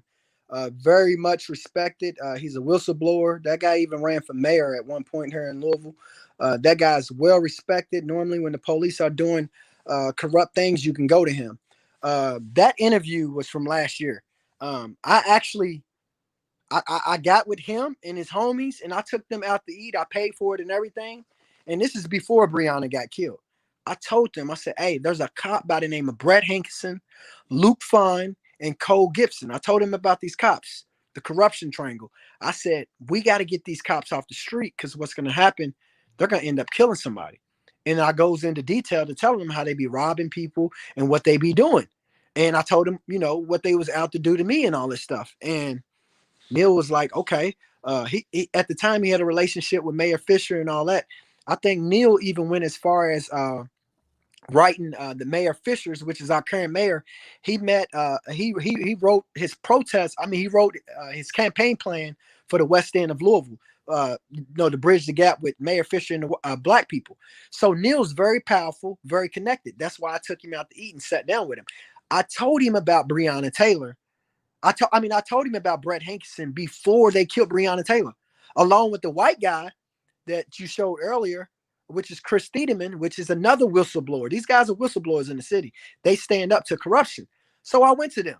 On top of that, our Metro, the president of our Metro Council is a guy by the name of David James, which is a black guy too. Believe it or not, I used to date his daughter in high school. So I got a relationship with David James. I know him. I told him 3 years ago because Brett was messing with me, and I know Metro Council. I used to date his daughter. I went to him. I said, hey, we got to get this dude, Brett Hankerson, off the street or he's going to kill somebody. And I gave him all my evidence and stuff, right? He was like, all right, I'm going to get with you. Never got with me. But then when Breonna got killed, I texted him. I said, David, that's the cop I've been trying to tell you about. That's the guy I was telling you about. Now he done killed somebody like I told y'all he would do. Then he gives me a meeting, right? When they give me meetings and they get all my evidence, they fire Brett Hankerson on Juneteenth. On Juneteenth, and David James, he thanks me. He says, man, thanks for all that evidence. Your stuff is the reason why we fired him, but we can't tell everybody that. It was my work that got him fired. He didn't get fired because of the Breonna Taylor stuff. He got fired because of all the stuff I had collected and I had gave Metro Council, and Metro Council had gave the mayor and the higher ups. They had no choice but to fire him because they knew if they didn't fire him, I was going to be angry and get that stuff out to the world. So they fired him. And then when they fired him, Sam Aguilar had a party for me, and we popped champagne. And Tamika Palmer, which is Breonna's mother, she was on the phone telling me thank you and everything. And we popped champagne, and I poured everybody a glass in Sam Aguilar's office, and we toasted it up. And they told me, thank you. You got him fired. I mean, let me show you a few things real quick. When you look at Until Freedom, right? And you look at the pictures, what I'm strolling through right now, you know what I mean? When you look at the pictures, you know, it would appear, and I could be wrong, it would appear that they have been really on the ground doing this Breonna Taylor thing, but I haven't seen them much anywhere else. You know what I mean? And I'm gonna show these pictures real quick to give rhyme to reason. In other words, you know what I mean? Give me 1 second. Let me show you this. When you look at stuff like this in Louisville, when you look at stuff like this, and it seems like some of the people that support them are leading in this march or this protest. This is all Louisville. I got a few more real quick. Hey, Tahaga, one thing about Until Freedom and the Louisville protesters, they never surrounded themselves with people that were smart. They always wanted to link up with the protesters that did zero research and wasn't that smart. So when you look at this group right here, you know, they all wearing the Until Freedom t-shirts. You follow what I'm saying? And it would appear to be some sort of solidarity as it relates for getting justice for Breonna Taylor. But we know today that she hasn't received any justice. Where are all these people today? If you're in Louisville, so maybe you can help us with that. Where are all these people today? Tahaga, we've had, since Until Freedom left, we've had protesters that they built up get killed. We've had multiple protesters get killed, and they haven't even been back to try to sort that stuff out. Like, so hold up. So the people that was protesting with Until Freedom have been getting killed. They've been getting off. They've been getting knocked off. And Until Freedom haven't come back to shine a light on the deaths of those that was motivated or inspired by them. Come on, brother. I think they might have paid for Travis's funeral, but never did nothing else. They had to do that because they took Travis to New York City. They took all these Louisville protesters to New York City. First of all, riddle me this. How are they so broke, but yet they paid for all these Louisville protesters to go to New York? Now, when they go to New York, what they doing is they take Breonna's mother and they stick her on a campaign trail. So it's no longer about justice for Breonna. They're telling everybody to vote. So all the Louisville protesters go from justice for Breonna Taylor to vote. And I'm pissed off because I didn't grow up with some of these cats. I'm like, y'all don't know nothing about no damn politics. What y'all mean vote? They're wearing vote shirts. They're out. They bust them all to New York City and flew some of them to New York City, right? I'm talking about they had hundreds of people from Louisville out in New York, and they put on a damn pep rally in the name of vote. And then they had Breonna's mother. Riddle me this. The legal system kills your kid. The politicians all participated in the cover-ups that your kid don't get justice. A few months later, are you going to be on a campaign trail telling people to vote? You're going to be like, nah, your focus is going to be on where's the justice for my kid? Breonna Taylor's mother was out here telling people to vote. Her and Until Freedom went on a 9-state tour.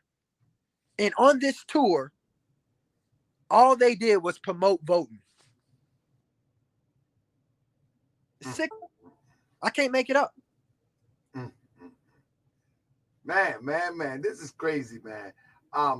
Man, so I think what we got to do is we got to get into some of these chapters of this, bro, because you got a whole bunch of chapters going on here.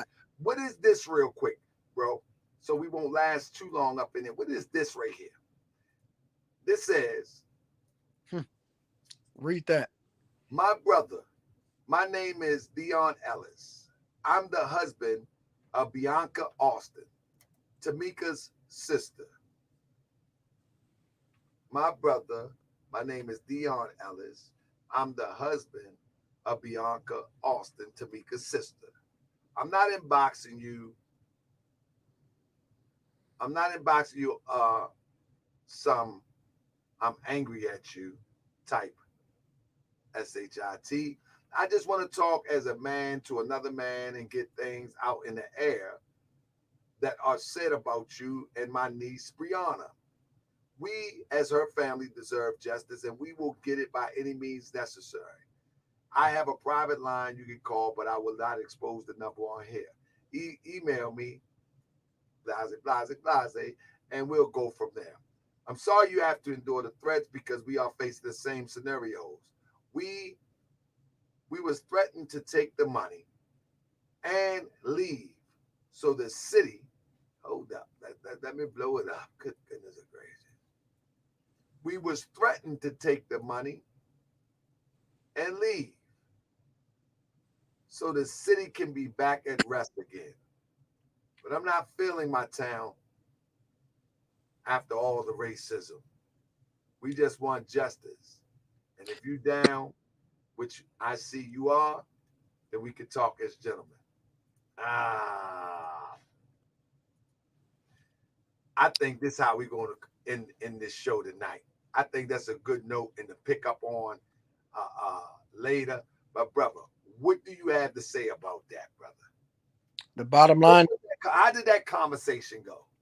The bottom line is I didn't even respond to that conversation because it just let me know the level of corruption. At the end of the day, I was in contact with Breonna's auntie. I was in contact with Breonna's uncle. I was in contact with even her mother and me had made contact, face-to-face contact in Washington, D.C. at the Million Man March. Sam Aguiar tried to keep us from each other the whole time, along with Until Freedom.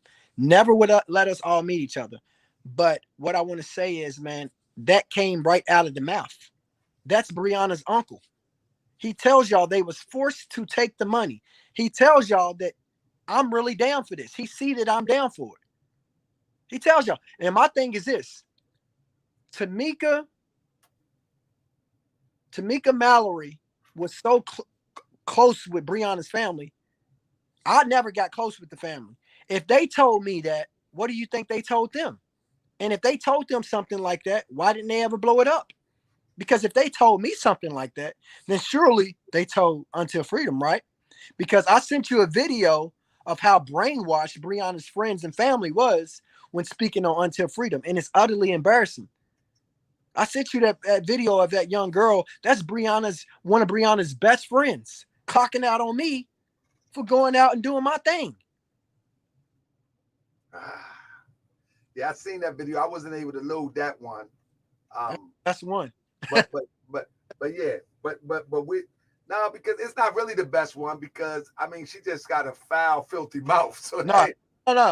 It is. It's bad because it's messed up because her mouth's filthy. But it lets you know how Until Freedom brainwashed those people. That girl was doing all that in the name of saying Tamika Mallory is the one who get things done. If you're not Tamika, you're not getting nothing done. And I'm sitting right here thinking, what has she ever got done? Tell me to this day. Not just in Louisville, anywhere. What has she got done legally in courtrooms and cases? What has she got done?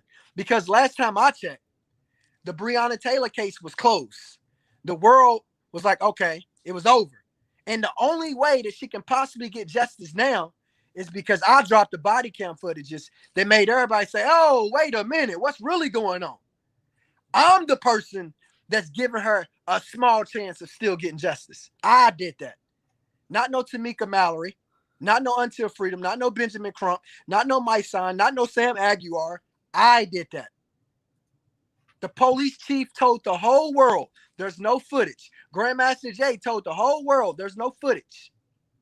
I dropped the footage. Who is that right there beside you in that picture there? That's Breonna Taylor's mother, Tamika Palmer. I met her in Washington, D.C. accidentally. I met her in Washington, D.C. I walked right up to her. I said, I realize you got a lot of cameras around you, a lot of people around you, but I don't know if Sam Aguiar ever told you this, but I'm the person that I've already solved your daughter's case. I know exactly what happened.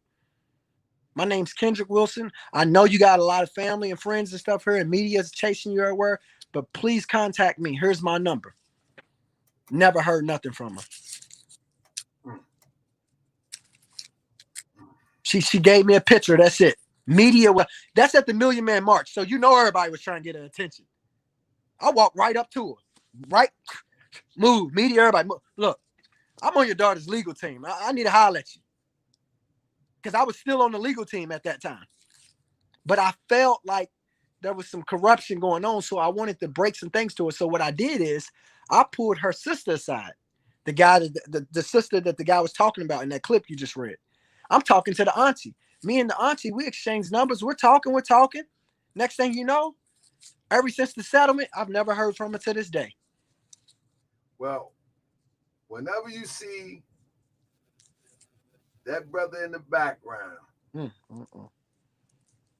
old Al Sharpton, whenever you see him in the background, you can almost bet your last dollar that the whole situation has been compromised. Yeah. Yeah.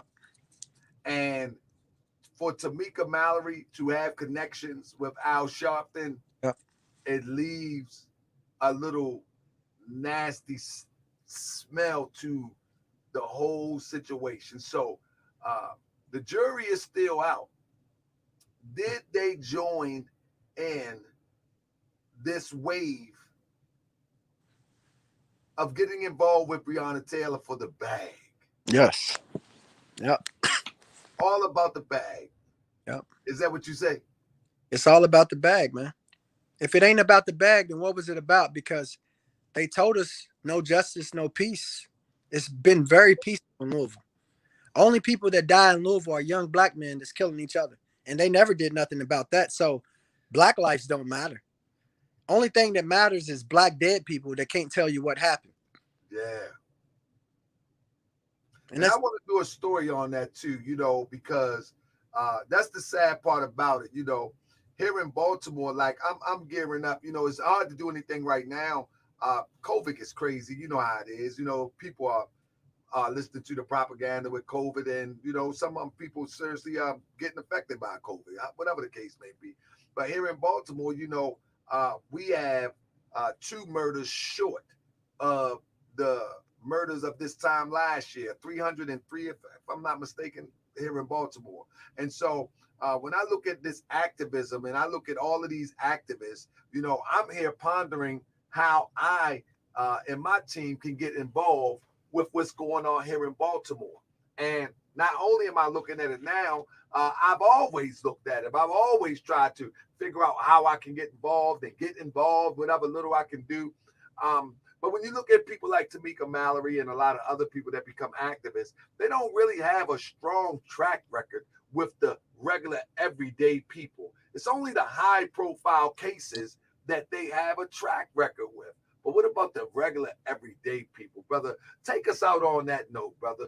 What are your plans to try to balance out those who are chasing the camera for the high profile cases? Because the other cases that are rock bottom, grassroots, if you will, they're not getting any attention. None. My thing is this, man. My motto is beat them at their own game. So if I got to become a celebrity, if I got to represent myself and beat my case and become a celebrity and show these people how to do it and show these people how to get back to the community the right way and rebuild the community, then that's what I'm going to do. The bottom line, people like Tamika Mallory, you just spoke on it. They don't really mess with the average Joe. If you go look at her IG page and you scroll down her friends list, you're not going to see any of the people from Louisville that built her up. She's not following or friends with none of them. What you're going to see is she's friends with a whole lot of people that got those blue checks beside their name. And that's crazy, man, because these people in Louisville went to war for her. They built her up. They marched with her. They put her shirt on. They put her on a pedestal, and they made her a household name. And she don't even have the audacity to be their friend on IG. I just spoke with one of the Louisville protesters earlier that was a big advocate for Until Freedom and was one of the people that bridged the gap, because when Until Freedom came to Louisville, there was tension. The protesters didn't want to rock with him. So this guy was one of the guys who bridged the gap and told the protesters it's okay for us to rock with them. I said, hey, bro, when's the last time you heard from Mysonne and Until Freedom? They won't even write him back. They don't even write him back now. But when they was here, he was their best friend. But now they won't even write him back. Well, I'm gonna tell you what, unfortunately, most people lose their best soldiers by getting big-headed. And the best soldiers, the best supporters are those that are in the trenches, live in the trenches, and their life consists of in and out the places that don't nobody want to go. And turn your back on them, your days are numbered. I'm telling you that. One question for you. You did an interview with Mysonne before, meaning that Mysonne has to have some type of respect for you. He has to know who you are. He's aware of you, right? I'm going to get him on here. I'm going to see if I can. Yeah, because I'm trying to figure out why ain't they been on her? And why do we got to force him to come on her? Your show was one of the first shows that he came on. Hey, listen. I got the video is on here somewhere. I don't know. I'm gonna have my guy reach out to him tomorrow, see if we can get it in here. Maybe he can respond to some of this. Okay. He might be watching now. And the thing is, like, you can't forget a guy that interviewed you with a fez on. How many times you interviewed with a fez on? I was wearing my fez that day. The guy with the funny hat. Yeah, man. No doubt that they're watching. I did an interview earlier with one of the protests. He told me straight up that Until Freedom watches all my stuff, and they was mad at him because they knew he was friends with me. So he was actually one of the protesters that they brought from Louisville to New York, but when they had him out there, they pulled him aside, told him, we know you friends with Kendrick and blah, blah, blah. Like, they speak of me. So they definitely watching. They're definitely watching. So that's what we're gonna do. So I'm gonna let the jury be out. Hopefully we can get Mysonne on here. And the thing is, if he refused to come on here, then it's going to be really suspect, because I've seen him go on all the European networks. Exactly. I've seen him go on and I don't want to make call the race card, because it seemed like the struggle in Louisville, it was a mixed thing. It was like everybody wanted to be involved. So I don't want to pull the race card.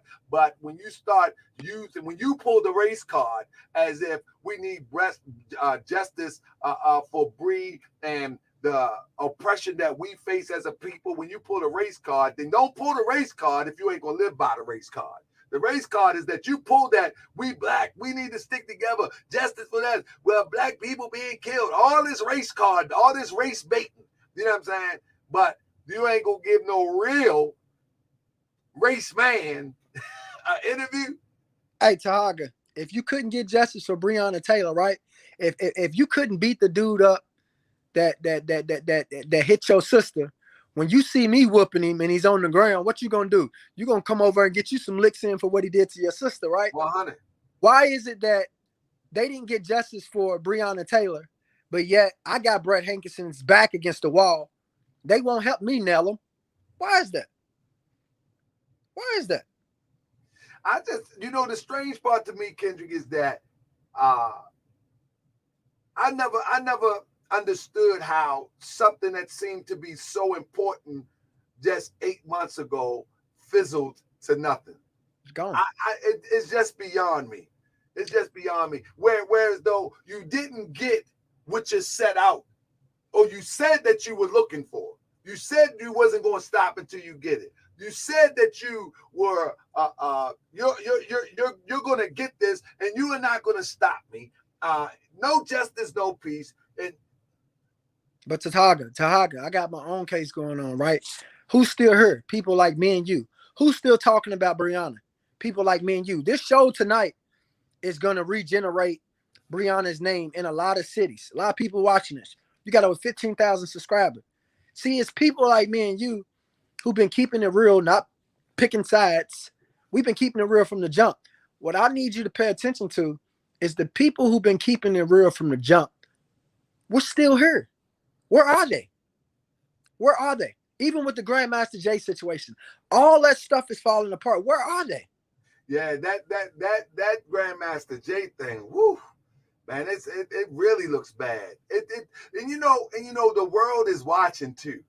And how can the world take us serious when we have people that claim to be leaders or claim to be for the uplifting and to get the oppression off of the people who don't have the power to get it off of them?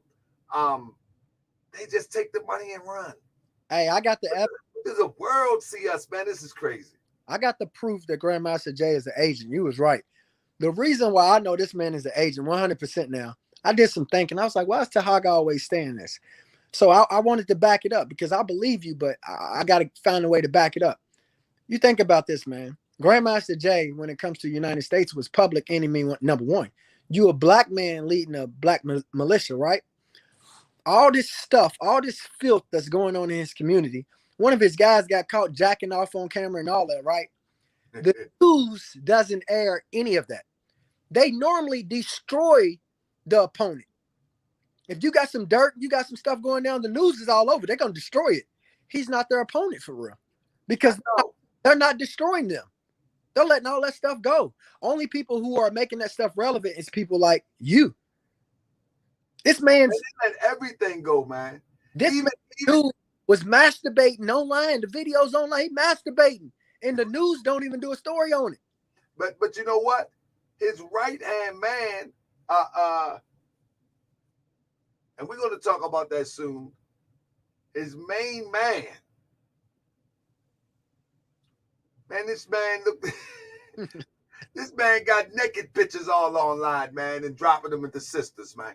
And like you said, I could care less. But like you said, if they want to destroy something, what they would do is they will break down your character.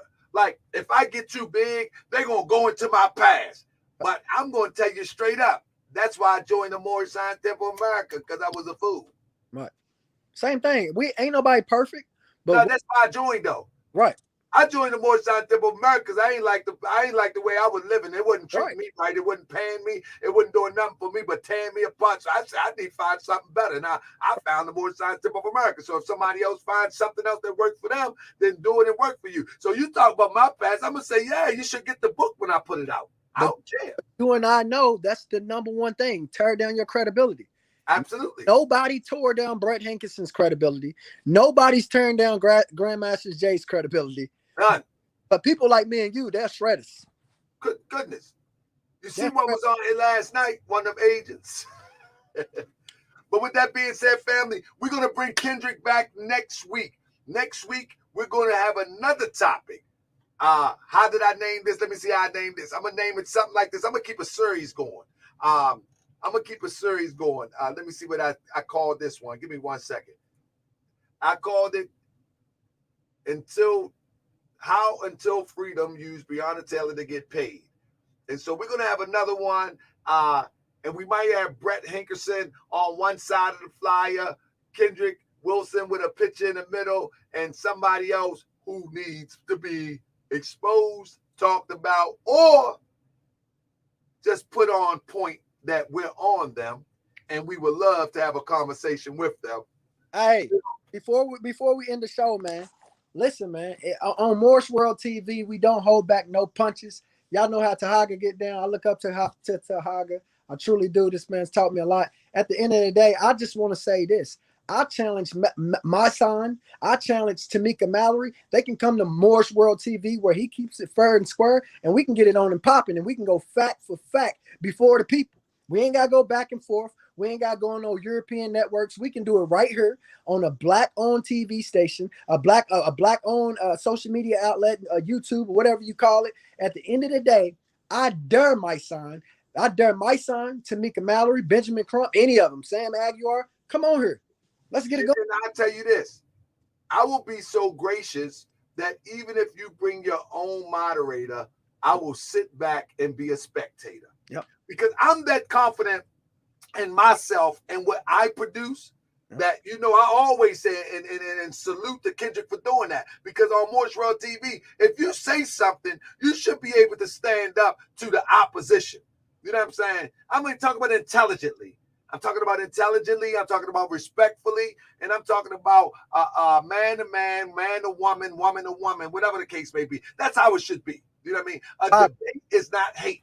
But I'm going to tell you this. I would be so gracious that if one would think I would be biased, even if you wanted to go against me, up against me, to compare information as well as research, or Kendrick or anybody who on the channel, I will step back and allow you to bring your own moderator, and all they got to do is watch the time and let the people decide what's real and what's not. Hey, Tahaga, since we've met and since I've been coming on your show, anytime you ask me to produce any receipts on anything I've said, and we all know I've said some crazy stuff, what have I done? That.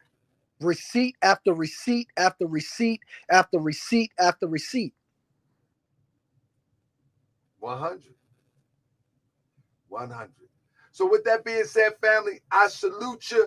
Appreciate you, bro. I got to get Crystal. I got a lot going on.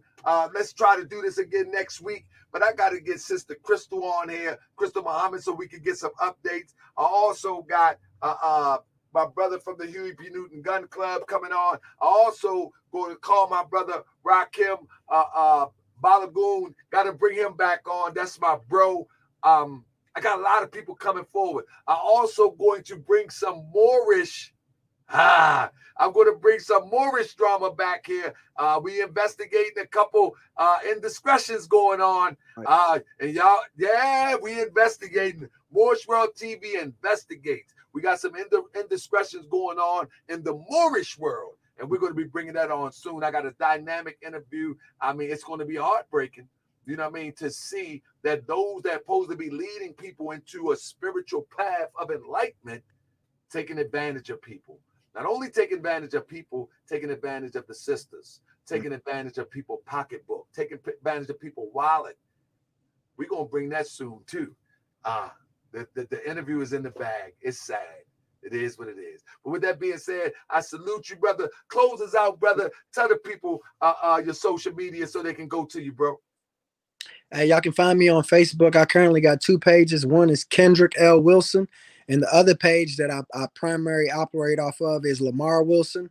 And at the end of the day, man, just don't just come to the page and look at the page. I urge every last one of you guys to press the share button, because right now, other than Tahaga's page and his show, my main source of getting the truth out is Facebook.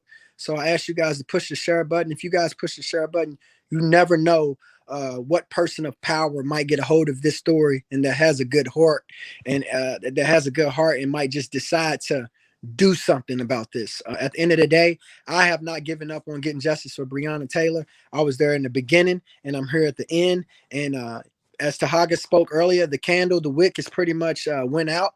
But here y'all see me right now taking my candle off my case and relighting the wick for the Breonna Taylor case. I'm willing to actually sacrifice my own case in order for Breonna Taylor to get justice, man. I really want to see this girl get justice.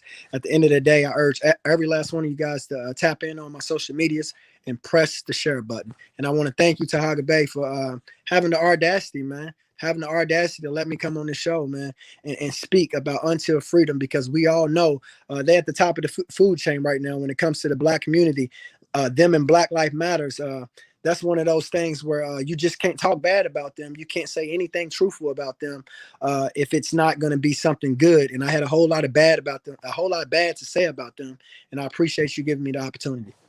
Yeah, and brother, listen, I think our next show it has to be about those who were setting you up for interviews to try to compromise you. Yep.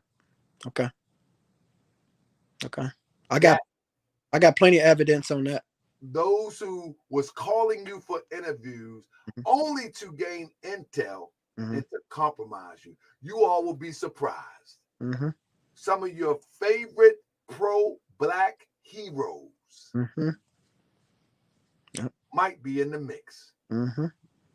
Here on Voice World TV. I salute you, brother. Peace and love, bro. Peace and love, bro. I appreciate it. Thank you. Indeed. So, family, I got to say this to you before I go. I want to thank everybody. Let me officially thank everybody who, just like King T, just hit the dollar sign. I appreciate everything that you do. All of those that hit the Cash App. Let me tell you, I'm very grateful and I'm thankful because I'm really going to get some work done this post-COVID.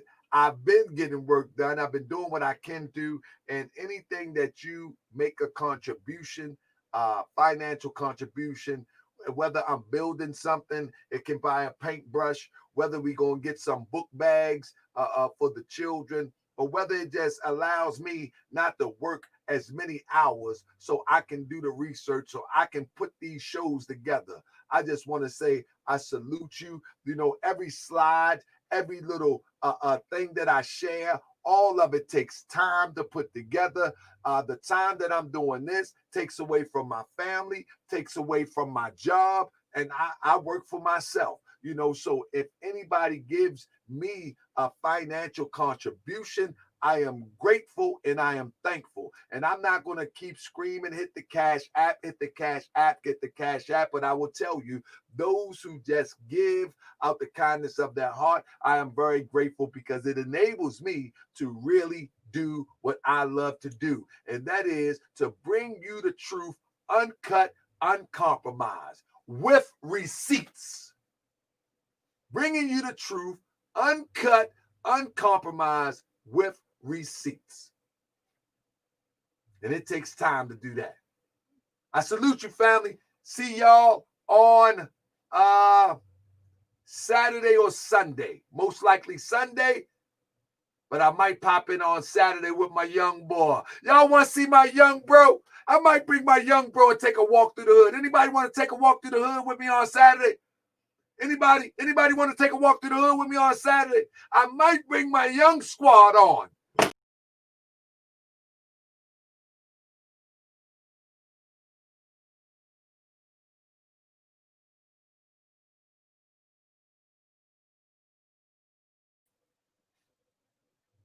Anybody want to walk? Press 1 if y'all want to walk through the hood with me. I can bring the young squad on here. I'm trying to tell you. They can turn up a little bit. Take you through the hood. I might do that, family. Let me see what the squad doing. Everybody ain't get a chance to see Baltimore Raw.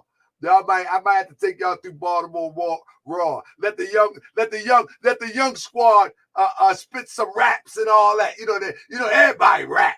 You know what I'm saying? Everybody rap. And we got a new podcast coming with the younger generation. It's going to be the old to the young. They call me old. I don't know what they're talking about, but it's actually a new podcast that we building. We already been recording. And it's called It's a Lifestyle, Not a Hobby podcast.